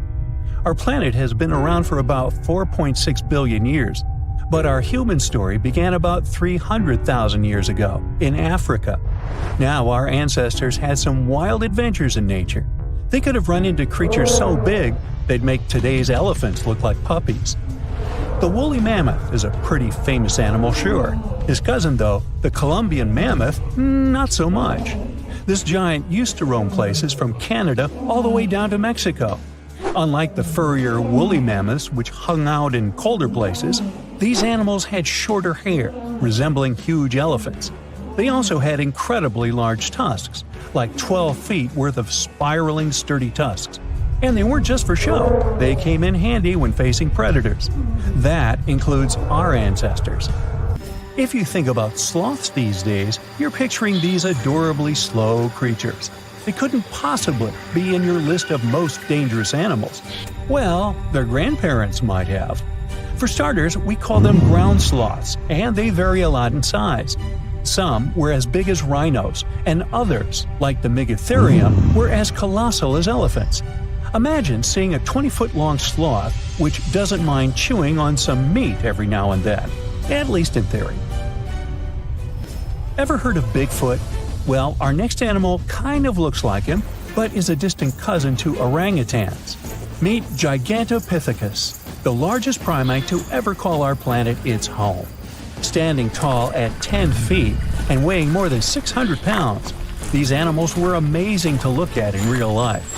Unlike Bigfoot, they weren't constantly hiding. In fact, it's believed they were peaceful and gentle creatures. Sadly, they faded away about 100,000 years ago, mainly because their food sources slowly became unavailable. Those lush, fruity forests they called home eventually turned into dry grasslands. Next on our list is the cave hyena. Weighing a chunky 250 pounds and standing 3 feet tall, these beasts were as long as a grown-up lying down. What's even more interesting about these creatures is that they loved hanging out in groups. A pack could be as big as 30 of these animals, which meant they could easily take on even the biggest, heaviest mastodons. Our ancient families would have needed to stay alert around these hungry specimens. Sadly for these hyenas, about 20,000 years ago, their numbers started going down. Soon enough, they completely disappeared from the planet. Quick pop quiz. What's called a tiger but isn't really one? It's the saber-toothed tiger. I mean, sure, they belong to the feline family, but they aren't technically tigers. First appearing around 42 million years ago, in July, I think. Many of their kind were gone before we even showed up. However, early Americans might have bumped into a couple of specimens from this group. If that really happened, it would have been quite the encounter. Think of the biggest wild lion today or the hefty Siberian tiger. These big cats also had some incredible features hidden in their fur. They were good at sneaking around, hiding, and pouncing on mammoths bigger than themselves. Their bite wasn't that strong, but they could open their jaws wide, like twice as much as a lion. And although their teeth were a bit on the weak side, they had buff forearms to pin down their dinner, giving those big fangs a purpose. Not the kind of kitty you'd want to play with. Dire wolves made their debut about 250,000 years ago. They were like the gray wolves we know today, but a lot stronger. While wolves these days stretch out to about 6 feet and tip the scales at 170 pounds max, dire wolves were about 5 feet and about 150 pounds. Found all over North and South America, they had admirable jaws, biting nearly a third harder than their modern counterparts. Also, their favorite snack was horses. But just like many other majestic beasts of the past, they faded away around 10,000 years ago. Now, names can be deceiving. Take the American lion, for example. It's not really a lion, it's more of a panther's big cousin. The other part of the name is correct, though. They did live in America about 330,000 years ago. This feline was no lap cat either. They were at the top of the wildcat pyramid, weighing a colossal 772 pounds. That's like stacking 4 grown men on a scale. Even the mighty African lion would look a tad bit shy beside these beasts. With the muscle to take down a bison, you wouldn't want to accidentally interrupt their dinner. They parted ways with this planet around 11,000 years ago, right after the last ice age. Now, down in Australia, about 50,000 years ago, I wasn't around then, there lurked a relative of the Komodo dragon, the Megalania. Experts love to have debates on how big it was. Some say it stretched out to 23 feet. Others think it was just about 11 feet long. Either way, they were basically mega-sized Komodo dragons with a dangerous bite. If you think bears are already big and fluffy now, let's introduce the short-faced bear. While this big creature stood on its hind legs, it towered at 14 feet. With long limbs, they could outrun today's bears, hitting speeds up to 40 miles per hour. These ultra bears sadly disappeared around 11,600 years ago. Now imagine a crocodile. Okay, imagine that same crocodile, only supersized, with sporty legs, doing its thing in Australia about 1.6 million years ago. Well, say hello to the quincana. These crocs were extremely large, reaching 23 feet. And no, they weren't lazy river loungers. These creatures really loved spending time on land. They evolved to have strong legs for their chases and razor-sharp teeth designed for slicing, not gripping. When did we stop sharing beaches with them? About 40,000 years ago. The name elephant bird might not sound familiar, but try to picture a bird that stood tall, as high as a basketball hoop at 10 feet, and weighed as much as a small car, 1,500 pounds. Their eggs were equally huge, like 150 chicken eggs bundled up into one. Now, as amazing as these birds sound, there's a lot we still don't know about them. They're hard to study, as most extinct animals are. Still, some recent studies have given us some clues. Scientists have been examining ancient molecules from their fossilized eggshells. It's an awesome piece of evidence, since these birdies' shells were thick, preserving precious DNA inside. Plus, there are tons of these eggshell fragments sprinkled all over Madagascar's beaches. Because of these findings, we now know these birds were herbivores and loved eating leaves and seeds. We also know the tiny kiwi bird is its closest living relative. Now, dodos were these amazing birds we also used to share the planet with. They're like distant cousins to Asian pigeons. To give you some perspective, imagine a chunky bird weighing about 50 pounds. Similar to chickens, turkeys, and ostriches, dodos were also the types of birds that couldn't fly. Their wings were small, and they had the muscle strength of, well, a wet noodle. Now, you might have heard the word dodo used as a name for creatures that aren't that bright. Don't get confused, though, by this name. These birds were, in fact, intelligent. Scientists were able to figure that out by studying their fossils. It turns out that they were good at smelling stuff, unlike most birds that are all about the visuals. These creatures aren't around for us to study anymore, but that might change. One evolutionary biologist is on a mission to fully understand these amazing ancient birds. On that note, she revealed that the dodo's DNA has been completely sequenced. There are even talks about potentially bringing dodos back to life. They would make a nice addition to the lovely beaches of Mauritius, the place they used to call home many, many years ago.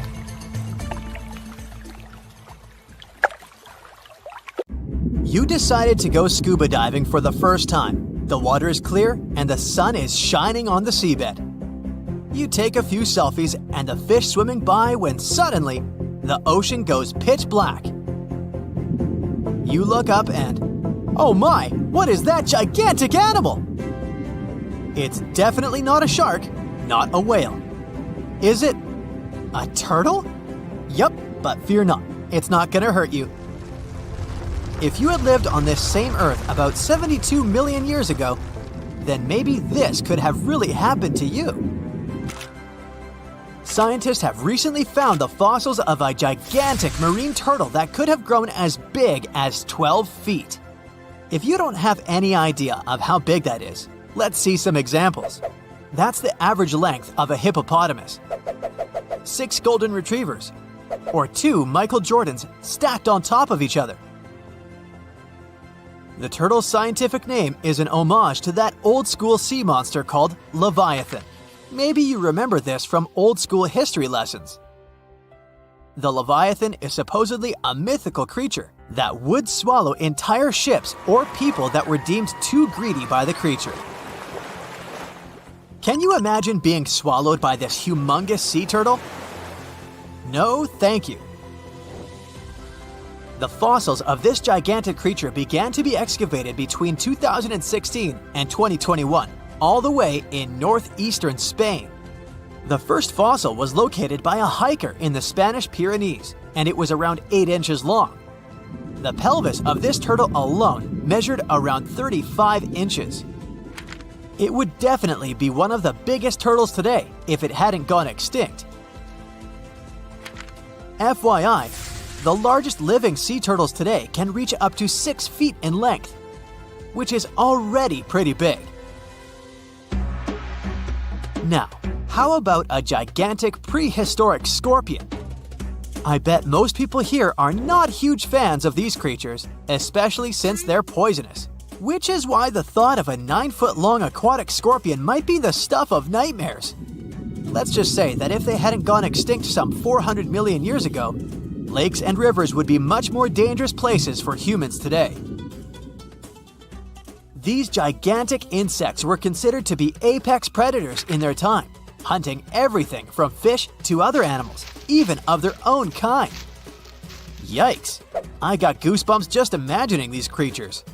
Should we thank the asteroid that hit our planet now or later on in this video? Another prehistoric animal that would shock humans if it were still alive is the so-called Megatherium, a gigantic sloth. This huge sloth is believed to have grown up to 20 feet long, and its weight could be up to 8,000 pounds. It was found in the woodlands and grasslands of South America. The creature used to stand on its 2 feet in order to reach leaves on high branches. These giant sloths had huge claws. They helped them climb trees. I gotta say, I feel uncomfortable imagining these elephant-sized sloths climbing trees. Oh, of course, some dinosaurs will make our super-sized creatures list. But before that, here's a fun fact. Did you know some dinosaurs are still alive today? Scientists have proven that birds are classified as theropod dinosaurs. Such infamous creatures as the T-Rex and Velociraptor belonged to this group. I'm sure you've heard these names even before you watched Jurassic Park. The Velociraptor is that scary dino that breaks into the kitchen. Well, they evolved, gained some feathers, and turned into various species of birds we know today. That means that any bird from chickens to those little blue ones is a direct descendant of dinosaurs. Now, does the name Spinosaurus ring a bell? You can see this huge dinosaur in some museums today. Its fossils, I mean. The Spinosaurus was one of the biggest land predators to walk Earth. Actually, to walk its land and water, since scientists believe that this dino was semi-aquatic. It fed mostly on meat, which means humans would be its natural prey if it lived today. This meat-eating dino lived around 90 to 100 million years ago. It was about 60 feet long, 12 feet high, and weighed up to 22 tons.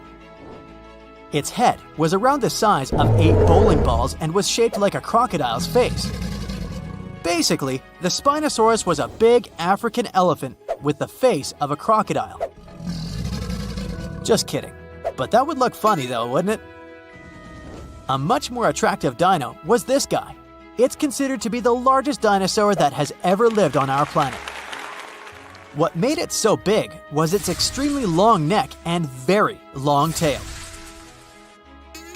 You wouldn't want to stand behind this creature, believe me. If it decided to swish its tail, you'd get catapulted very far away. This creature lived around 100 million years ago, and its fossils were first found in Argentina around 2012. The dino measured 120 feet from head to tail, which made it almost as big as an American football field in width. And have I mentioned it weighed almost as much as a space shuttle? A staggering 75 tons. If it had been a carnivore, it would have probably been the greatest predator. But this big guy was a peaceful herbivore that had such a long neck that it could eat leaves from high trees. Cute, right? We must also talk about the Shastasaurus. As the name suggests, this animal is popularly known as the Mount Shasta lizard. Even though it was a marine reptile and probably never set foot on the mountain itself, this dino was usually around 23 feet long, but there was a specific strand of this species that could get as big as 69 feet long, about the size of the great blue whale. This made it the biggest marine reptile to have ever lived. A fun fact about the Shastasaurus is that scientists believe it didn't even have teeth, which means it could only feed on soft-bodied prey, such as squid, for example. The next animal on our list is the blue whale. Believe it or not, the biggest living animal on Earth actually started small. These days, the average mature blue whale can reach up to 100 feet in length and weigh up to 200 tons. That's more or less the weight of 40 elephants put together, or 30 Tyrannosaurus rexes, or 2,670 average-sized people. Blue whales have to eat up to 50 million calories per day to support that body. That's the equivalent of 30,000 Big Macs, just FYI. But blue whales weren't always this big. They actually evolved from a four-legged mammal that lived on Earth around 48 million years ago. Their ancestor was called Pakicetus, and it was only 6 feet long. Here's a fun fact.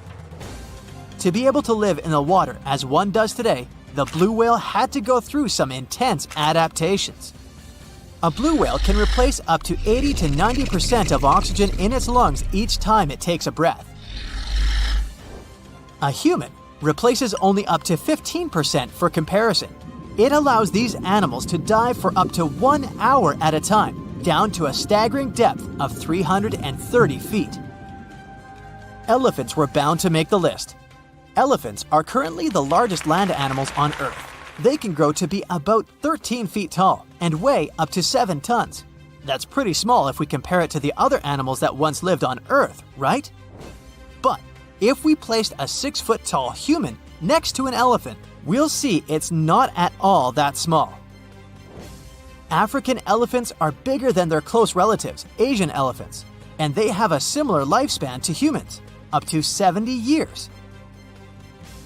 Pokemon might have made us collectively wish that salamanders were real-life dragons, although they're not.